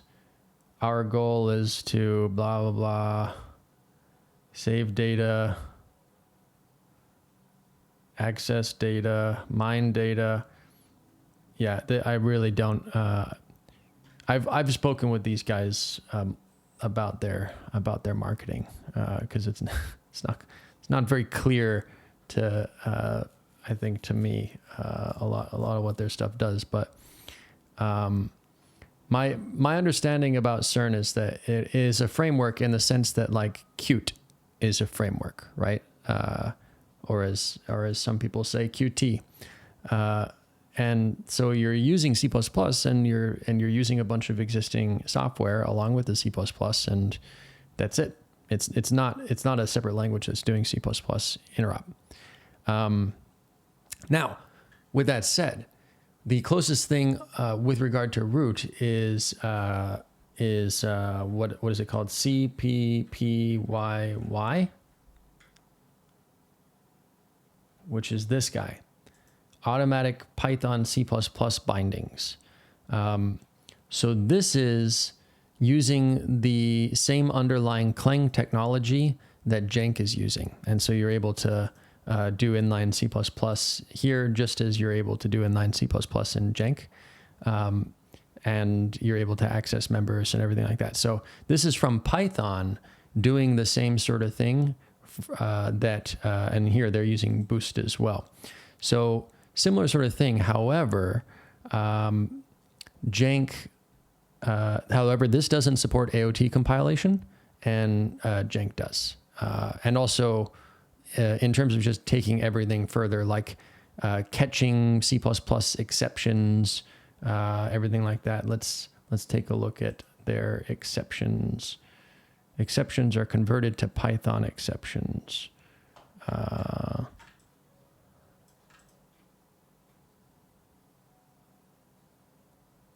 Throw some error, load library, throw an error. Yeah.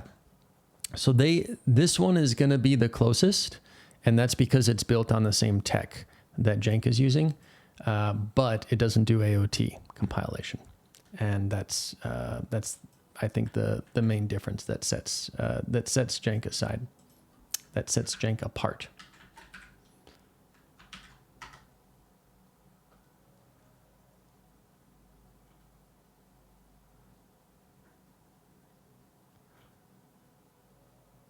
Okay, so call to delete a constructor. I see. So we have a native value with no default constructor here. And then we have a test to ensure that we can actually work with it.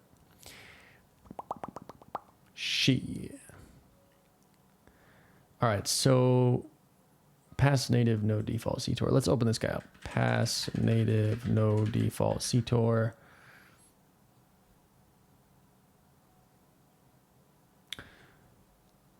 So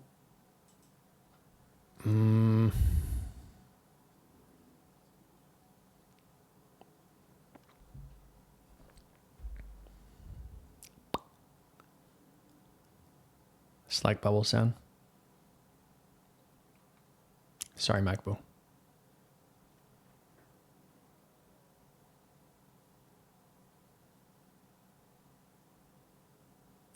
So everything passes. The whole test suite passes except for this one test. And this one test is a difficult one because what we're doing here is that, hey, good night, Johnny.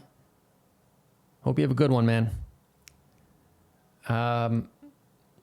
What we're doing here is that we have a type that does not have a default constructor. It has to be constructed with an int. And then we're constructing it with an int. So here we're in jank form let pass native no default constructor foo. So we construct one of these guys, we give it an int. And that is our f. Now, out of this let, we carry this over, we exit this let into another let, and we bind that to an outer f, and we verify that all of this works. Now, the problem is that and that is exactly why I have this test written, is that we need to make sure that we can do this sort of case where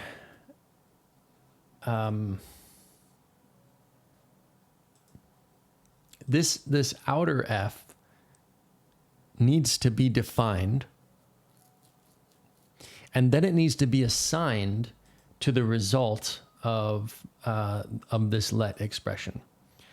But we can't just define it on its own because it has no default constructor. And so now we're kind of trapped. This is a very tricksy hobbit.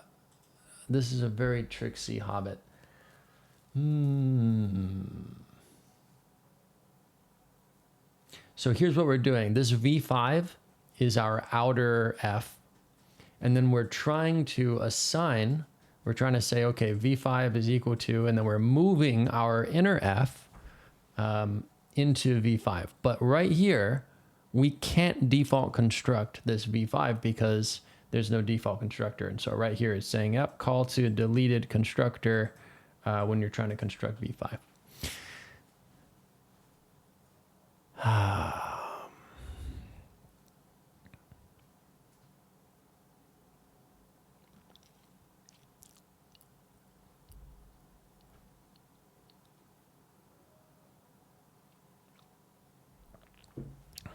Is that pattern common at all? Why not just throw a compiler error, right? You mean the pattern where the native type is not default constructible?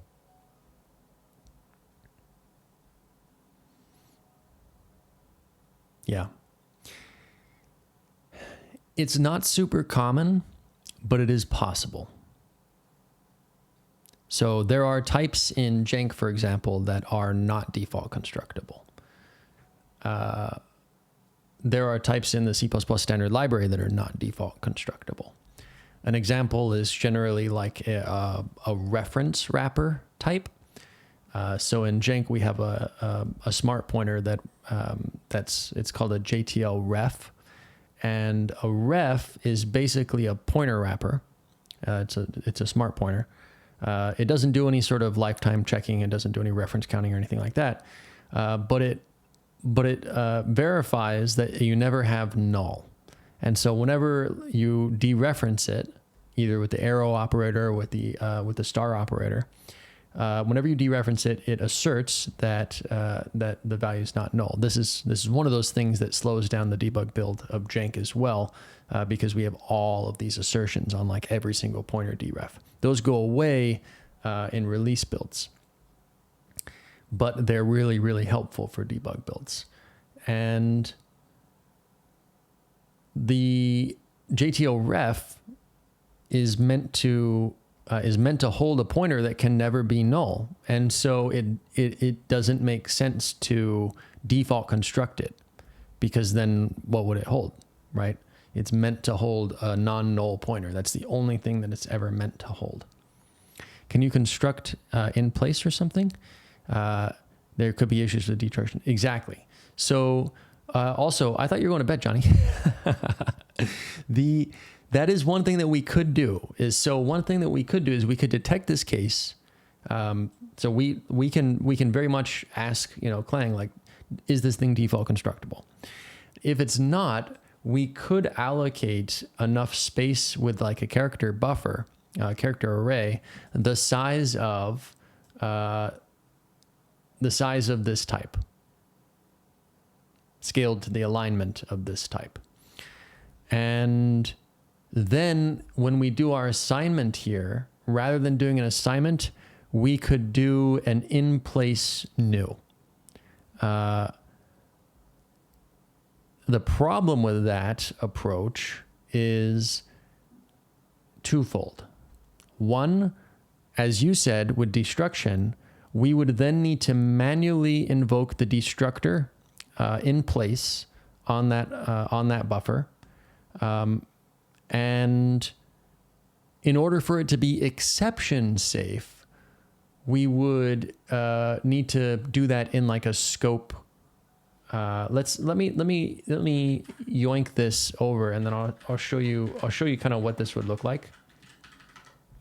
So rather than this, which I'm just going to comment out, what we would end up doing is something like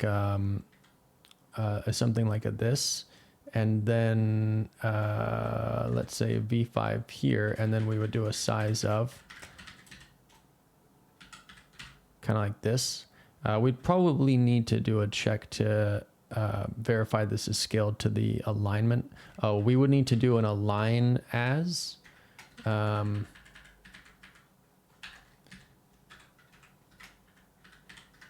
There we go. So we could do this. And then what we could do is right after this, then we could do a JTL scope exit. And this is an RAII helper. And we could call this like V5 detour. And so this would take a function that would then do an in-place detour.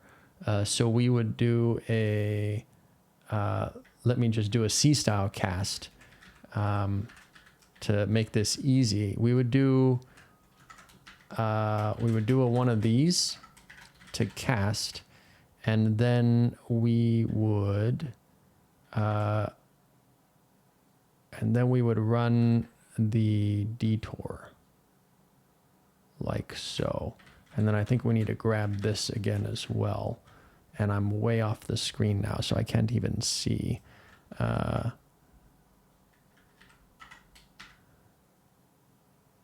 Yeah, we would need to do something like this, and then that is that. So we have some code that would generate something like this, and then you suggested an alias as well. So like, yeah, we do an alias when we generate code like this for normal destructors. Actually, I think if we do a delete here, then you'll see we say like, oh, does it need a finalizer? And if so, then we do a using, and then we do an arrow, and then the destructor with T, right? And we do that inside of a scope, so that way T doesn't end up being conflicting with anything else.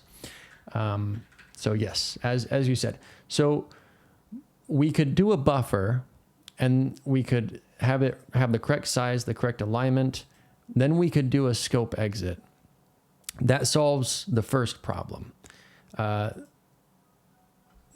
then when we, instead of doing an assignment, we would do an in-place new here, like so. And then we'd move that.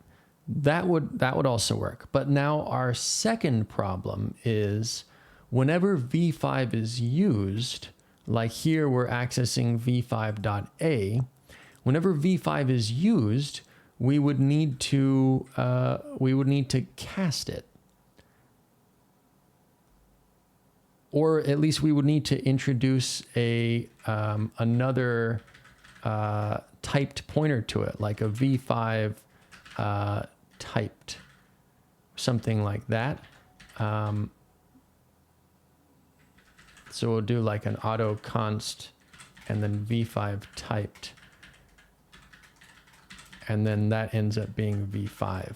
And then we would need to make sure to use v5 typed and arrows in this place. I guess if we did a reference, then we could do something like this and then deref. And so the two problems are making sure it's destructed properly, and then making sure that whenever we use v5 that we use the typed version. Another idea, wrapping the entire code in a lambda. Yep. Yeah, for sure. So in that case, then basically what would happen is this whole let would be effectively wrapped in a lambda, and that lambda would return a foo and would use return value optimization because it's going to be returning a local foo, and then we would construct the outer f from that. That's also possible, but that requires like a large structural change to the generated code in that particular case. And that would be a real pain in the ass. But it would be viable. So Yeah, three options so far discussed are use a char buffer and use a lambda. That was two. I swear there were three. I think that the third one was just compiler error. And so then we're basically saying that, well, if you want to be like passing around native values from like different, scopes like this, you're going from one let to another let. If you want to do that, well, you need to have default constructible native values and move constructible native values. Compiler would break full C interop? No, it wouldn't. Because it's impossible in C to have a non-default constructible type. Compiler error will break full C++ interop.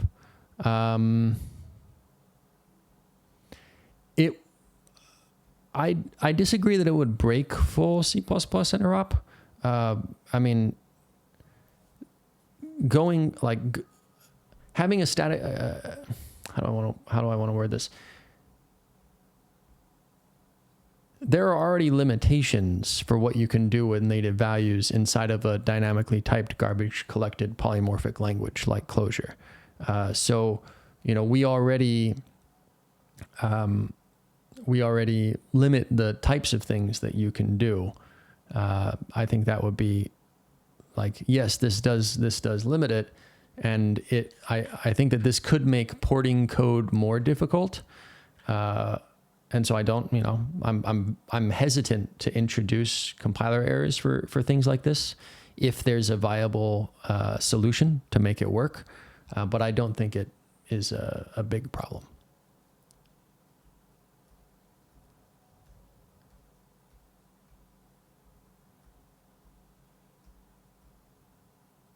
Wait, there's even more stinky stuff there. The default constructor should never be called in this case. Even if it exists, it completely breaks the meaning of the code.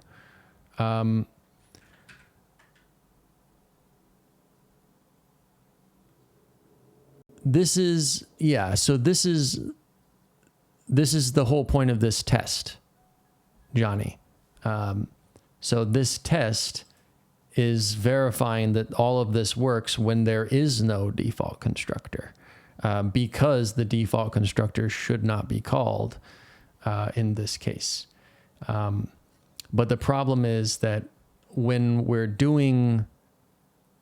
if we're saying that let has its own scope, right? Then this nested let here has its own scope, which means that we need to initialize this outer let or this outer f with something from a nested scope. So we either need to use like a lambda for that, like you said, or we need to define f ahead of time and initialize it later, which either means using a default constructor or means using like the character buffer style approach that we discussed.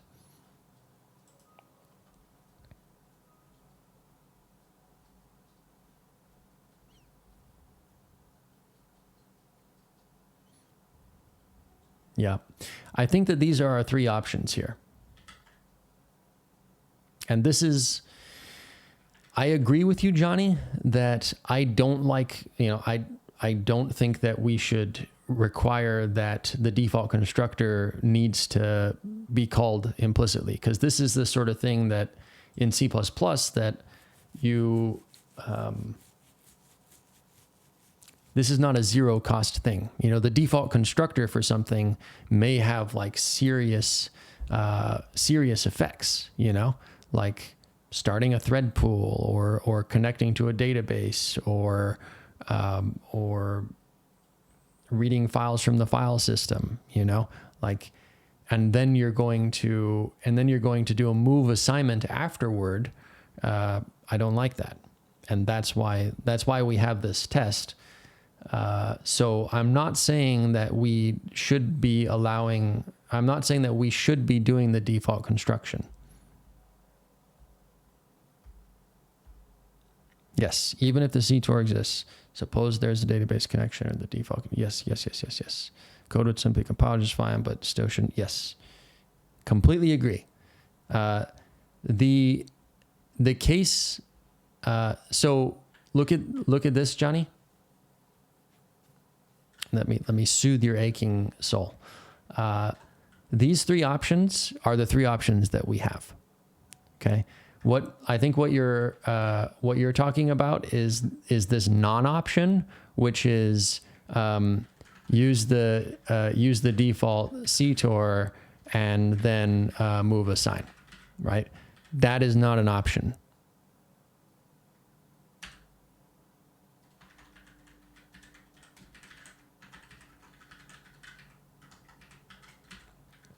So that's what the CodeGen is doing right now, which is why it's failing this test, but it's not an option.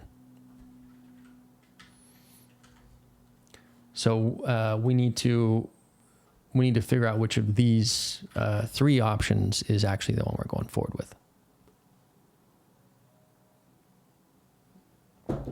I think that the Lambda approach structurally ends up being a real pain in the ass.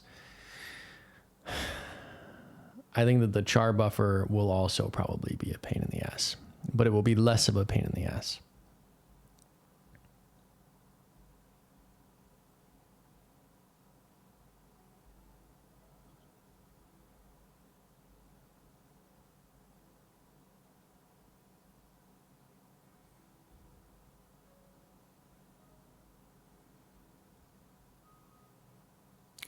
We should also probably only worry about this if you have like non-trivial, like, because we can also check for trivial constructors for like pod types. So the compiler error should be thrown whenever let returns a value that is not used as a function return. No.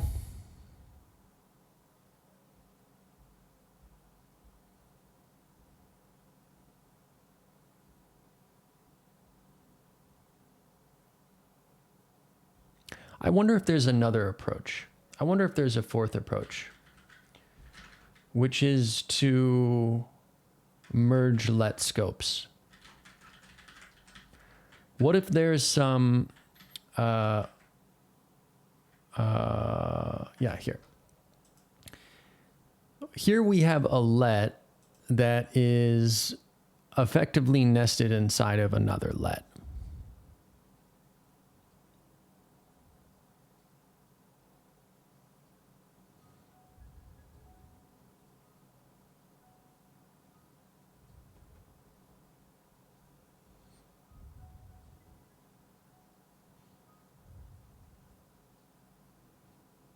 I wonder if we can reasonably represent the dissolution of this scope to bring F out of here and into this scope without needing to do any sort of move assignment or anything like that. But the inner scope should call its destructors before the outer scope. Well, that's the thing, is that in this case, I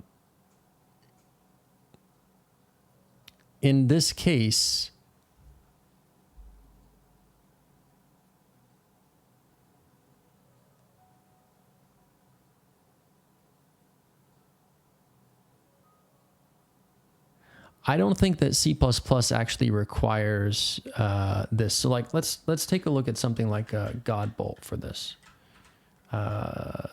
Chromium.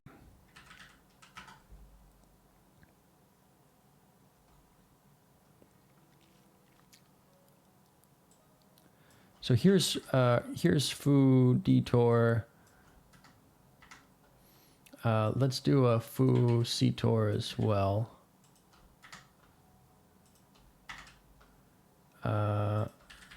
default CTOR, and then we'll do a foo.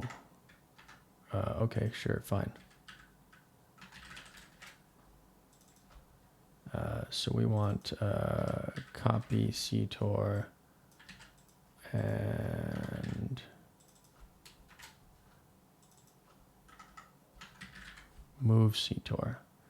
And so basically what we're doing is something like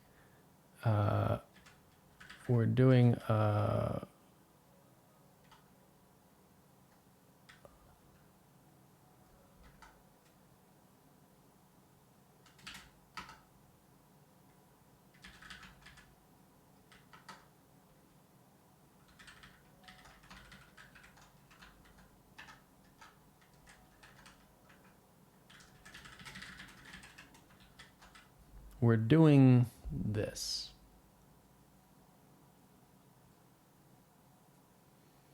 And then what we want, I guess we need to do a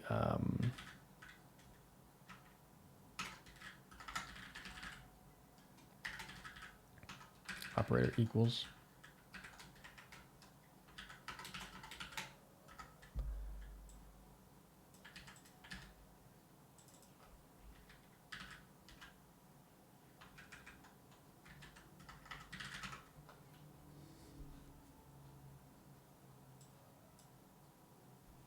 So we want to run this.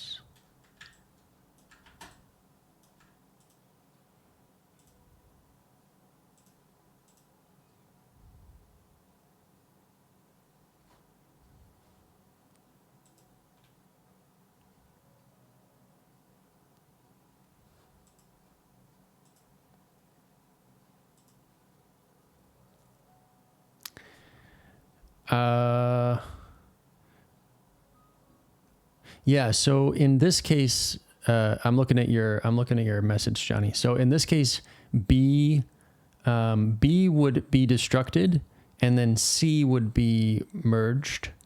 And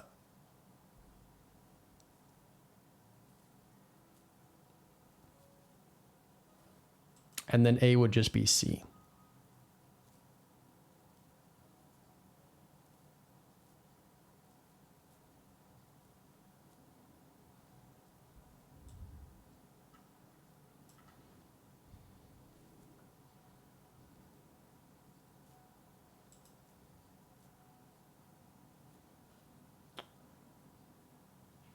I think we probably need to return this.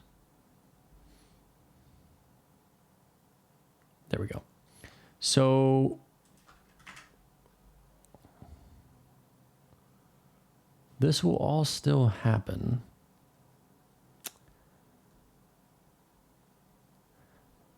Now, if we spell it all out like this, it all still happens because we're explicitly doing all this work.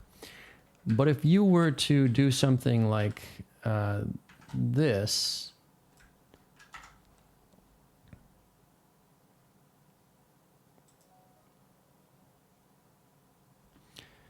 then in this case, you'll notice that there's only one default constructor and then the destructor when we have O3 enabled. So the construction of this implicit guy is alighted. And so the question that I'm asking is, are the semantics of our let here, where we're constructing F with this other let, are we going to treat the semantics the same as constructing F here with this other implicit value?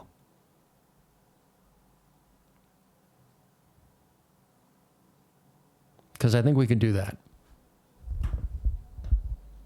And in this case, the C++ compiler does elide this other option here. If we construct with yet another foo, same thing, right? There's only one default constructor and then one destructor.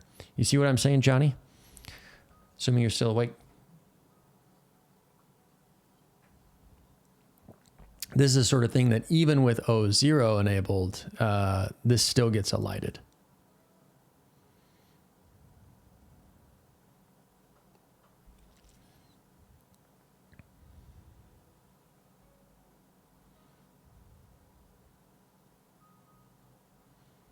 Yeah. Yeah, Rust would be simpler in a lot of cases for C++. Yeah, this is an interesting case. I think that this fourth approach is something that's worth considering. Because otherwise I'm going to default to just using the character buffer, and then I'll be able to initialize with a placement new, and I'll be able to, I guess I could probably do a placement delete, but, and then I can bring in a typed reference, which we can use for all of the accesses like that. I could do that, but I wonder how many cases we're actually going to end up with where this is going to happen, and then it's going to that's going to cause more code bloat. It's going to make things harder to digest. I wonder. This is the trickier case in terms of compiler implementation, to be able to merge these and effectively elide. So basically what we'd be saying here is this F, this inner F, is the outer F. That's basically what I'm suggesting, is that we don't treat them as something different. And which is to say, this is basically what I'm saying here. And I'm not 100% confident in me saying this, which is why I'm not just committing to it right now. But I'm kind of starting to get there. What I'm saying is that I think that these two right here are functionally equivalent. I think this is the sort of thing that we can assert in the compiler. I think we can say when you have a let and a nested let, you can bring things up. Now, the interesting case, and this is what you brought up, Johnny, in Discord, was like, okay, well, what if you had something like F2, and then you have F1, and then this. And so I think that this still works. And I think that this would be functionally equivalent to, I think that this would be functionally equivalent to this. So we have our,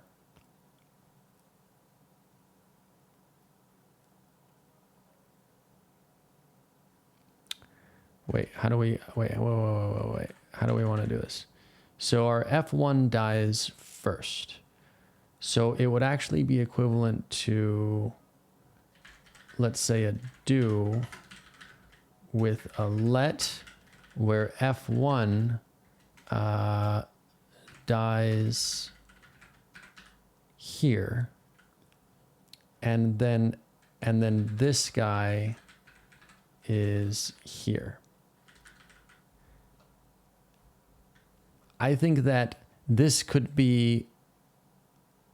carry over the same way. So F1 does happen first, and F1 will die at the end of this scope, at the end of this inner scope, which is effectively putting F1 in its own scope here. And then F2 gets folded in to this outer scope. F2 goes away and just becomes F here. And so we effectively end up with two Fs.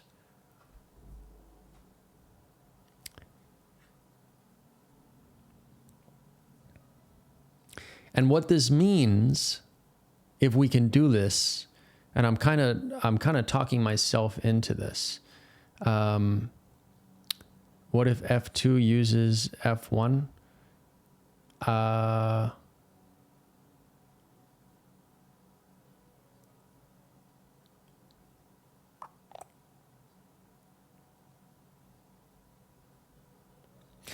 Yeah, let's say that F2 uses the stack allocated F1. And let's say that we actually use the pointer, to the stack. So we are expecting that F1 is going to stay alive for just as long as F2 is going to stay alive. That's a great point.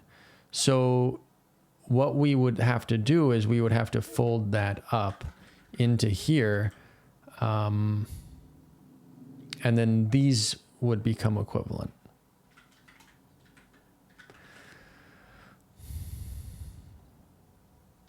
But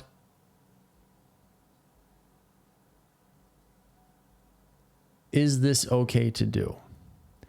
Because if we imagine something like if we try to make this real, I want this to go away. If we try to do something like a, don't worry about syntax, but if we have like a lock guard,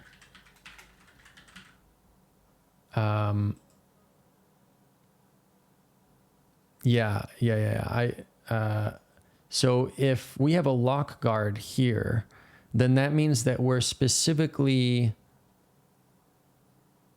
scoping this to be within this let. Here, F2, aka F, died before F1.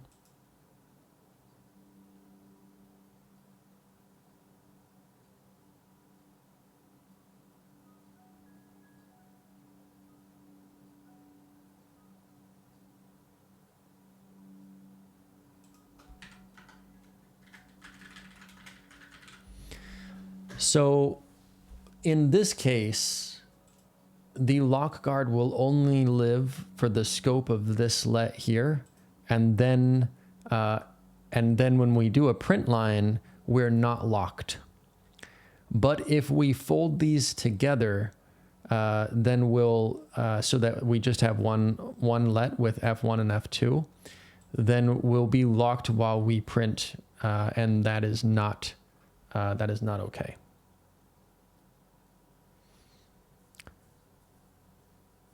Here, 34 to 36. So here, F2, aka F, died before F1. Well, F2 is always going to die before F1 because it is constructed after, and the destructors are always going to run in reverse order of stack allocation. That's always the case.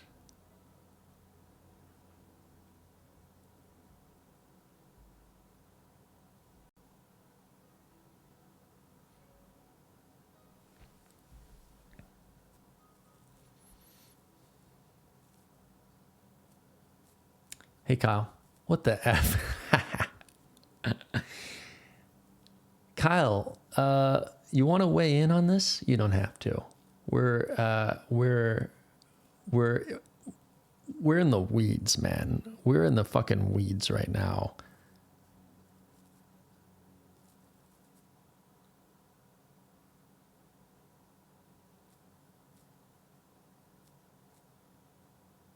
Looks good to me.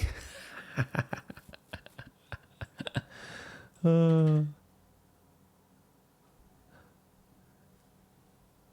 line 30 in the inner scope, F1 should die and F2 should survive.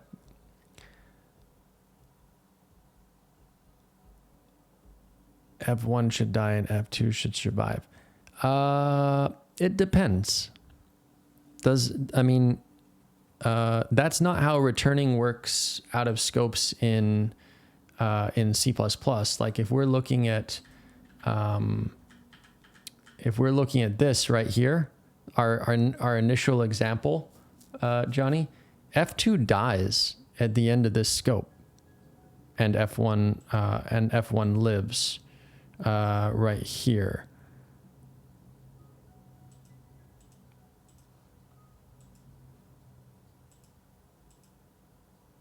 So this is, I guess this is our outer F. So if we were to make this more right, then we would have basically, we would have F1 and F2. F1 and F2 both die here, and then the outer F lives.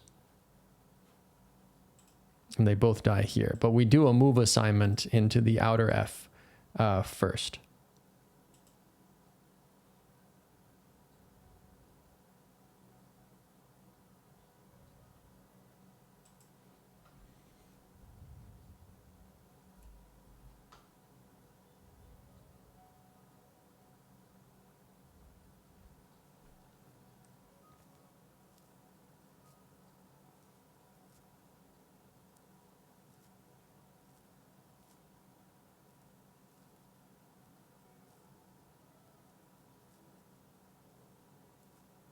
It's never going to be F1 destructor first.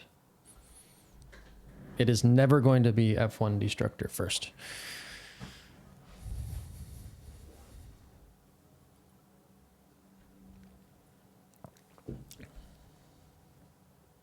That wouldn't be right.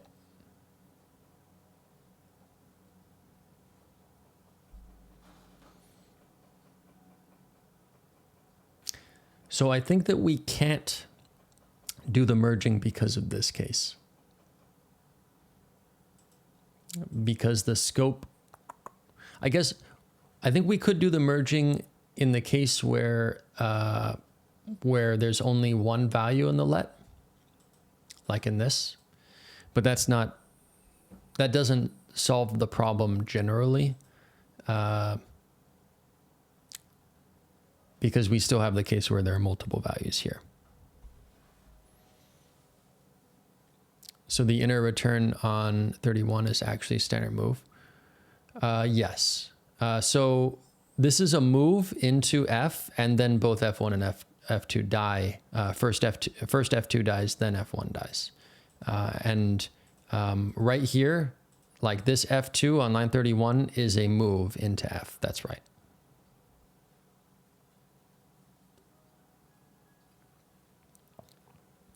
That is right.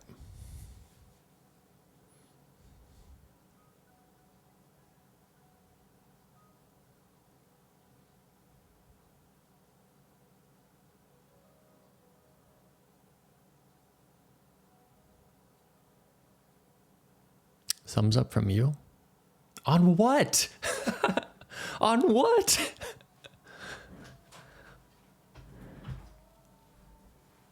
I don't. You agree? Oh man.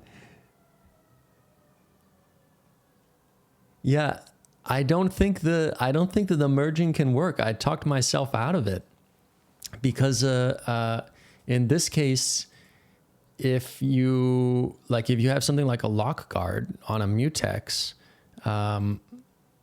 this can't be merged. This can't be merged upward. Like F1 needs to only survive for this amount of time. We are not expecting semantically for the lock guard to still be locked by the time we get to the print line. However, if we were to merge this upward, like so, then that changes the semantics. Sorry, it's like 2 a.m. Yeah, no, go to bed, man. No, you're good. You're good. I appreciate all the back and forth. I think this was a very helpful discussion.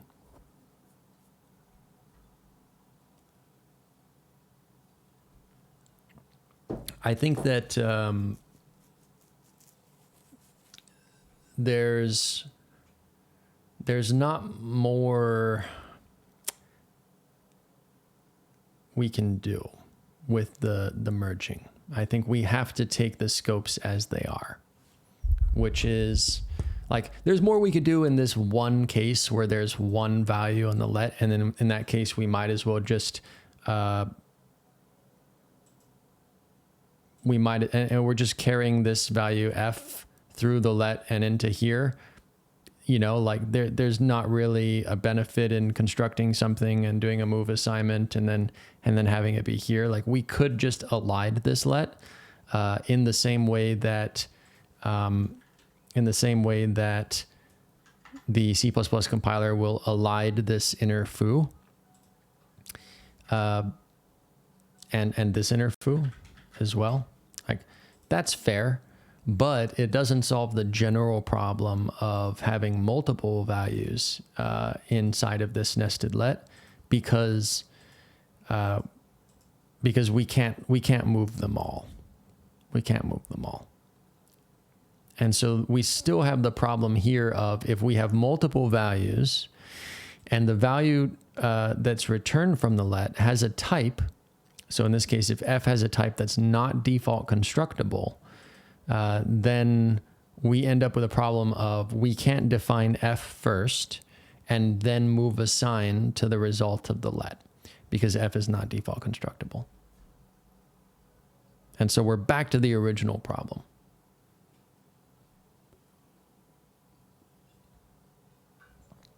And I think that means that the way forward is probably to use the character buffer.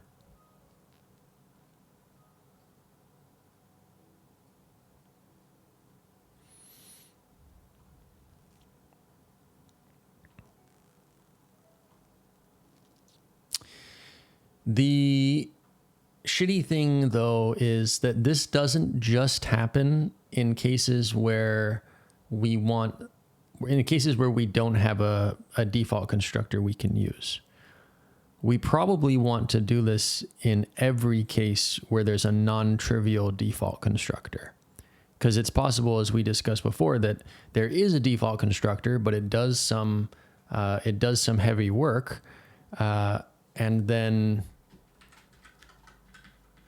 so if we have something like let and db, and then we have like a let, and then you have like a db, and then you say like my db, and then like your thread pool count. So you say, okay, I want like 12 threads. Okay, so in this case, we're going to construct the DB with 12 threads. So the generated code for this would look something like, so we would have a myDB, and we would default construct. And then we would have a new scope. And then inside of that, we would have a myDB, and we would construct with 12. And then we would say db is equal to move db.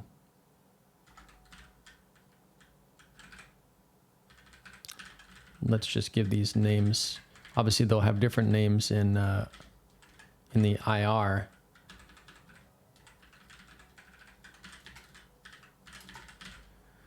This ends up being a problem here because although we do have a default constructor, let's say the default constructor uses 32 threads, like it's some costly thing that we're going to create, and then we're going to assign over. And that ends up being a problem.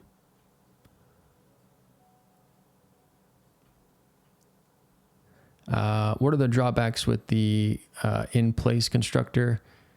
If the constructor throws, destruction must be prevented. So every local var constructed in this way should also stack allocate a bool, whether it was successfully constructed. No, because if the construction throws, if the constructor throws, then we're just going to unwind. Like that. There's no bool that's needed to keep track of that, because if a constructor throws normally, you're just going to unwind to your closest catch point. It's just going to be the same way if we do an in-place new on a character array. If that throws, we're also just going to unwind to the nearest catch point. Yep. So there's no extra bookkeeping that we need to do there. But yeah, the point I'm trying to make is that this particular test that we were looking at is a test that the default constructor is deleted, right? And so we're just not able to do this. And so that fails. But we need to address that. But we also need to address the case where the default constructor does exist. And so that means that we're going to end up using, or I guess we're going to need to detect the case where the default constructor does exist and is non-trivial. Because if we just have like a pod type, then we don't need to worry. We don't need to use the character array. But if we have a non-trivial,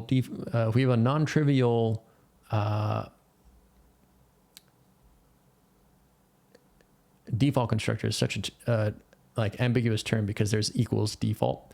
But if we have a default constructor that's non-trivial, then we also need to use the character array.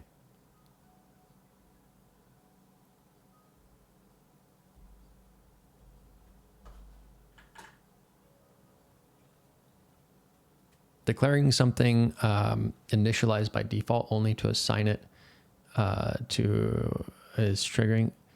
Yeah, we're not doing that.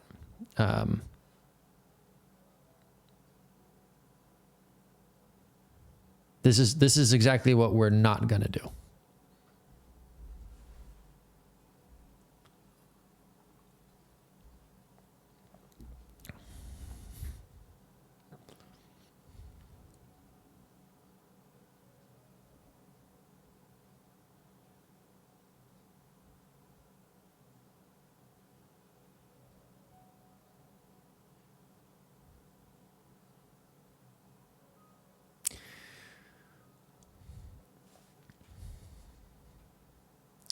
The character array approach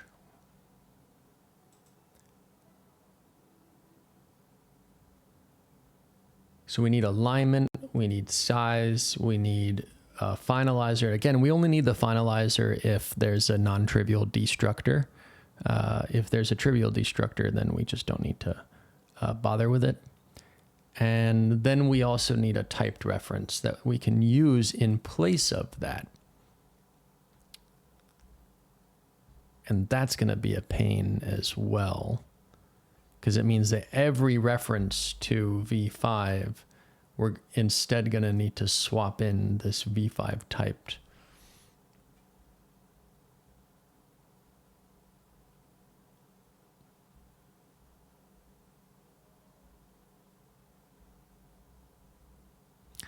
Oh, man. Yeah, it's such a pain in the ass. This is... yeah, we get to the point where we have every test passing but one, but this last one is a whole other can of worms. The character buffer thing is basically like standard optional. Yes, exactly, Kyle. Exactly. And I mean, we could use something like a standard optional or a JTL optional for that, but I think it would probably be better to do it manually in terms of code gen. Fewer template instantiations, because I think this is going to end up happening quite a bit. But the unwinding should trigger the destructor, right? I mean, the scope exit destructor. Well, I mean, if we were talking about the...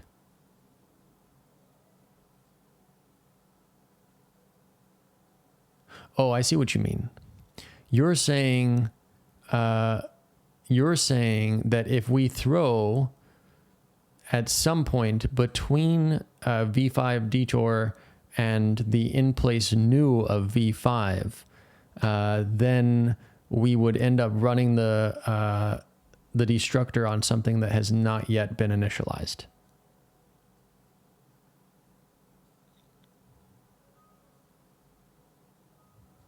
In which case, you're absolutely right.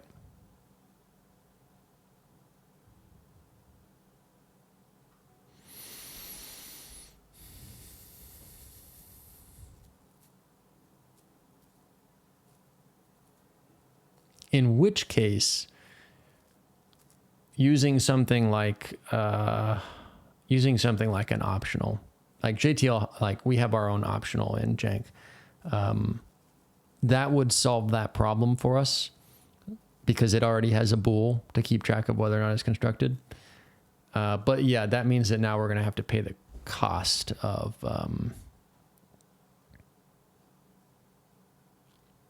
having those additional template instantiations. Okay. So not character buffer, but optional. And then we don't need to worry about destructor nonsense. We also don't need to worry about alignment. So this just becomes instead a JTL optional. I swear we call it option. Yeah, it's called option. Optional is the C++ version. So we do a v5 and then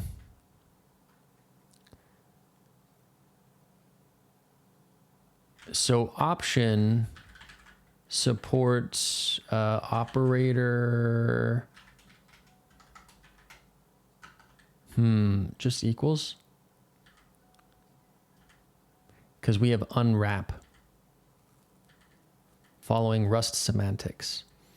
So standard optional has a deref.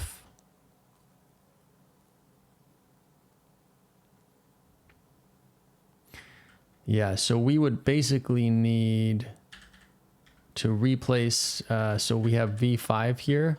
We would need to do a v5.unwrap.a. And then we don't need to do a in place new. We would just do a v5 is equal to standard move.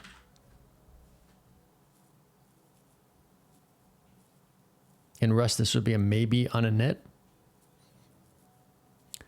What's the difference between maybe on a init and option in Rust?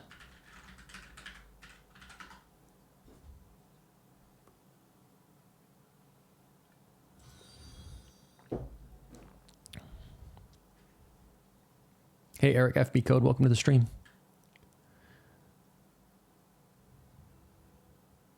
Option carries an extra bool. How does maybe on a init know that it's initialized? Or when it's initialized? So the compiler in general assumes that every variable is properly initialized or valid according to the requirements of the variable's type. For example, blah, blah, I don't need examples. This is an invariant that must be always upheld, even in unsafe code. As a consequence, zero initializing a variable of reference type causes instantaneous undefined behavior.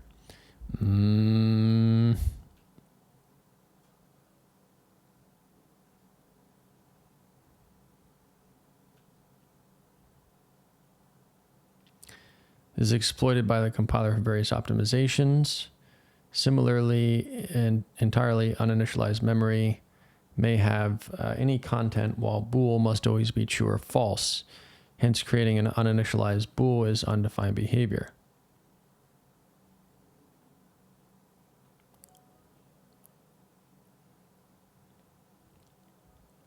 I'm not seeing yet like the utility of this, because undefined behavior is not what we want. But maybe I just need to read further. Maybe uninit serves to enable unsafe code to deal with uninitialized data. It's a signal to the compiler indicating that the data here might not be initialized.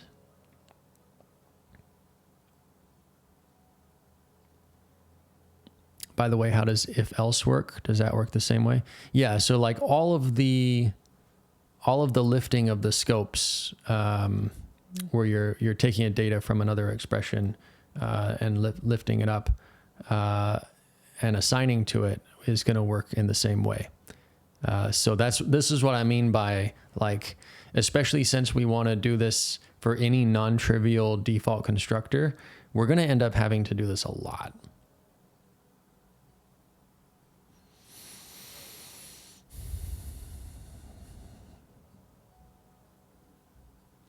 So we create an explicitly uninitialized reference. The compiler knows that the data inside may be invalid, and hence this is not UB. And then we intentionally put something in, and then, okay, so you just assume, you just have to assume that it's initialized, and then it doesn't actually check.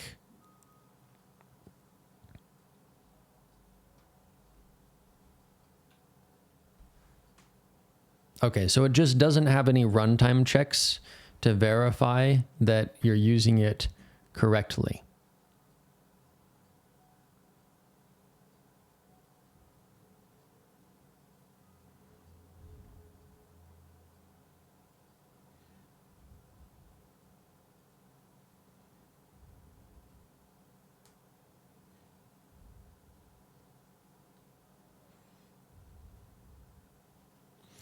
It's going to be a fuck ton of unwraps.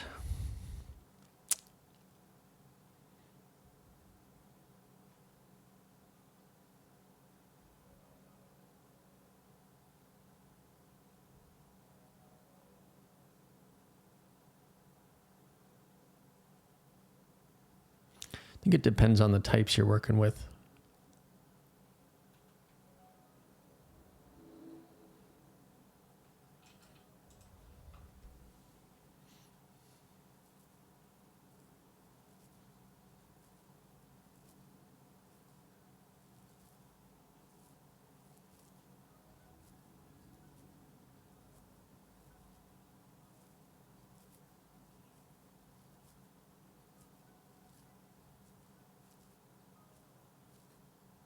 We should be able to make it so that, like in this case, v5 is initialized by this block. And so we should be able to pull out like a v5 unwrapped once after this, and then just use that everywhere. So if v5 is referenced 10 times after this, we should just be able to have only one unwrap. If we unwrap on every use, then that's really going to suck.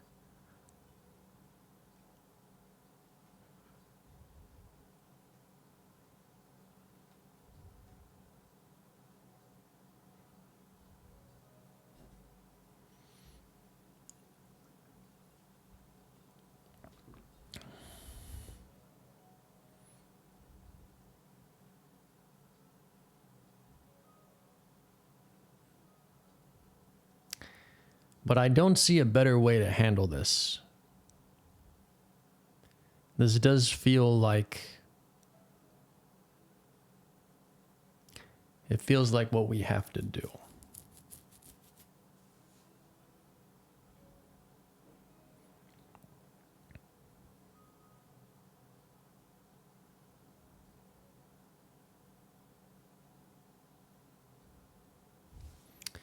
It does feel like what we have to do.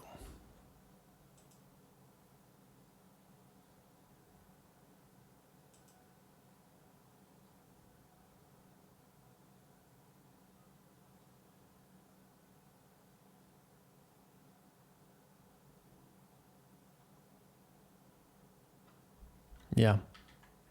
All right. I want to give this some more thought before I write any code toward this. We explored these four options here. I think it's also possible that we still do a lambda, and the lambda would eliminate the need for the option and the unwrapping,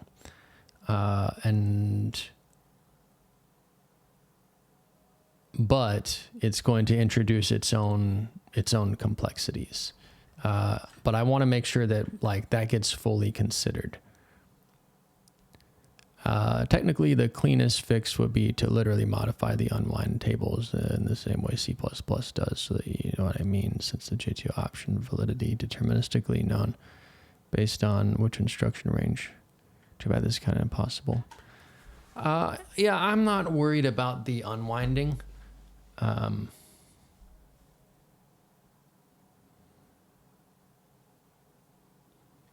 That's not... that's a smaller annoyance of the whole thing. Have you researched automatic program bug repair?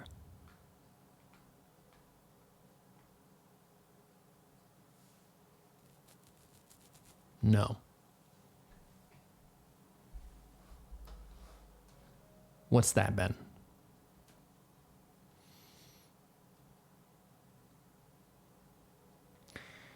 With the Lambda approach, we would end up with more immediately invoked function expressions, but, and that's going to impact compile time for sure. But those do get, like, Clang's really good at inlining those. And so the option I suspect, based on the benchmarking I've done, is going to show up in the profiler.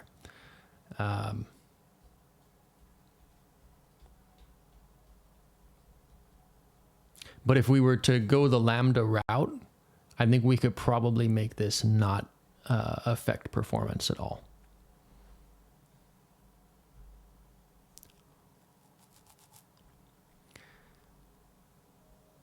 I wonder if C++ can optimize such once lambdas. Oh yeah, I can already tell you, Johnny, that that it does. So Clang does a good job with immediately invoked function expressions, and it will completely remove them in a lot of cases. So we rely on that already. You find out what's wrong, and then you fix it without human in the loop. Yeah.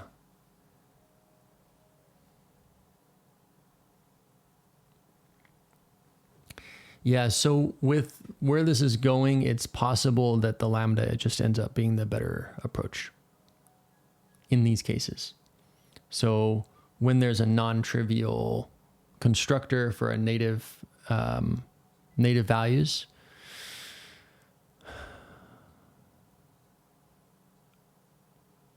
the problem is we just need to think about like all of the places where that could show up. Like that's a let, that's an if, that's a case, that's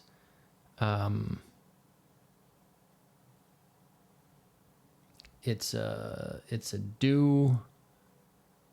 It's basically every special form that contains multiple expressions would need the ability to be wrapped in an immediately invoked function expression. If we detect that there's a non-trivial default constructor or no default constructor.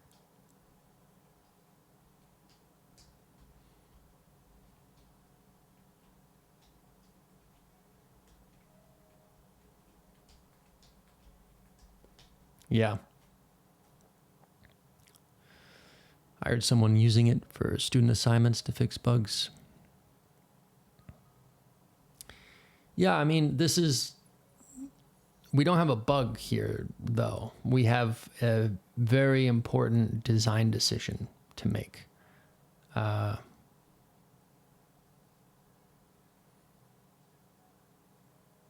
This is sort of thing that should not be automatic. It's the sort of thing that should be a calculated decision, because it's going to affect a huge amount of generated code that the compiler is going to be generating. It's going to affect basically every single jank file that the compiler compiles.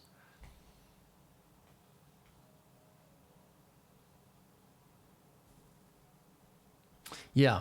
All right. I'm gonna wrap this up here and think about this. We're somewhere between the optional and the Lambda. I don't think we're gonna call this an error, compiler error, because it's something we can definitely support. It's something we can definitely support. I'm gonna rule this out. because the merging the scopes affects potential issues with other values that are in those scopes. So yeah, I'm gonna look into how we could utilize either of these. Maybe there's another option. I don't see it right now. And I guess we'll find out next week to see which one I went with. Who knows? This has been a fun one, guys. We did a lot. We got all of these tests passing except for this last one, and we've gone into a lot of detail on why we haven't fixed this last one. But the cool thing is that the rest of these tests and this IR pass that we wrote in order to find all of the scopes of all of the values and to lift values up out of those scopes and introduce new locals and everything like that works. That's super cool. I really like that IR pass that we did that allows us to restructure that IR to make certain values live longer than they would otherwise live, so they can be accessed later in the code. And in doing that, I was able to write a lot of the IR just sort of machinery that's really going to help us in future IR passes. So I feel good about that. I think that this sort of problem here is a very difficult problem for this one that we're solving, but it's also the exact sort of problem that we need to have solved. So I'm not at all like down about this one. This is just this is a good problem, you know, and we need to just have a good solution to this that's gonna apply to basically every file we compile going forward. So yeah, I think it was a helpful exploration that we did, and we just gotta do a bit more exploration before we're ready to jump in and start writing code. Because it'd be too easy otherwise to just be, oh, let's do the Lambda and then spend another few hours coding that, and then maybe it's not so good. But yeah, we'll follow up next time. Hope you guys have a great week. Thanks for hanging out. I'll catch you next week.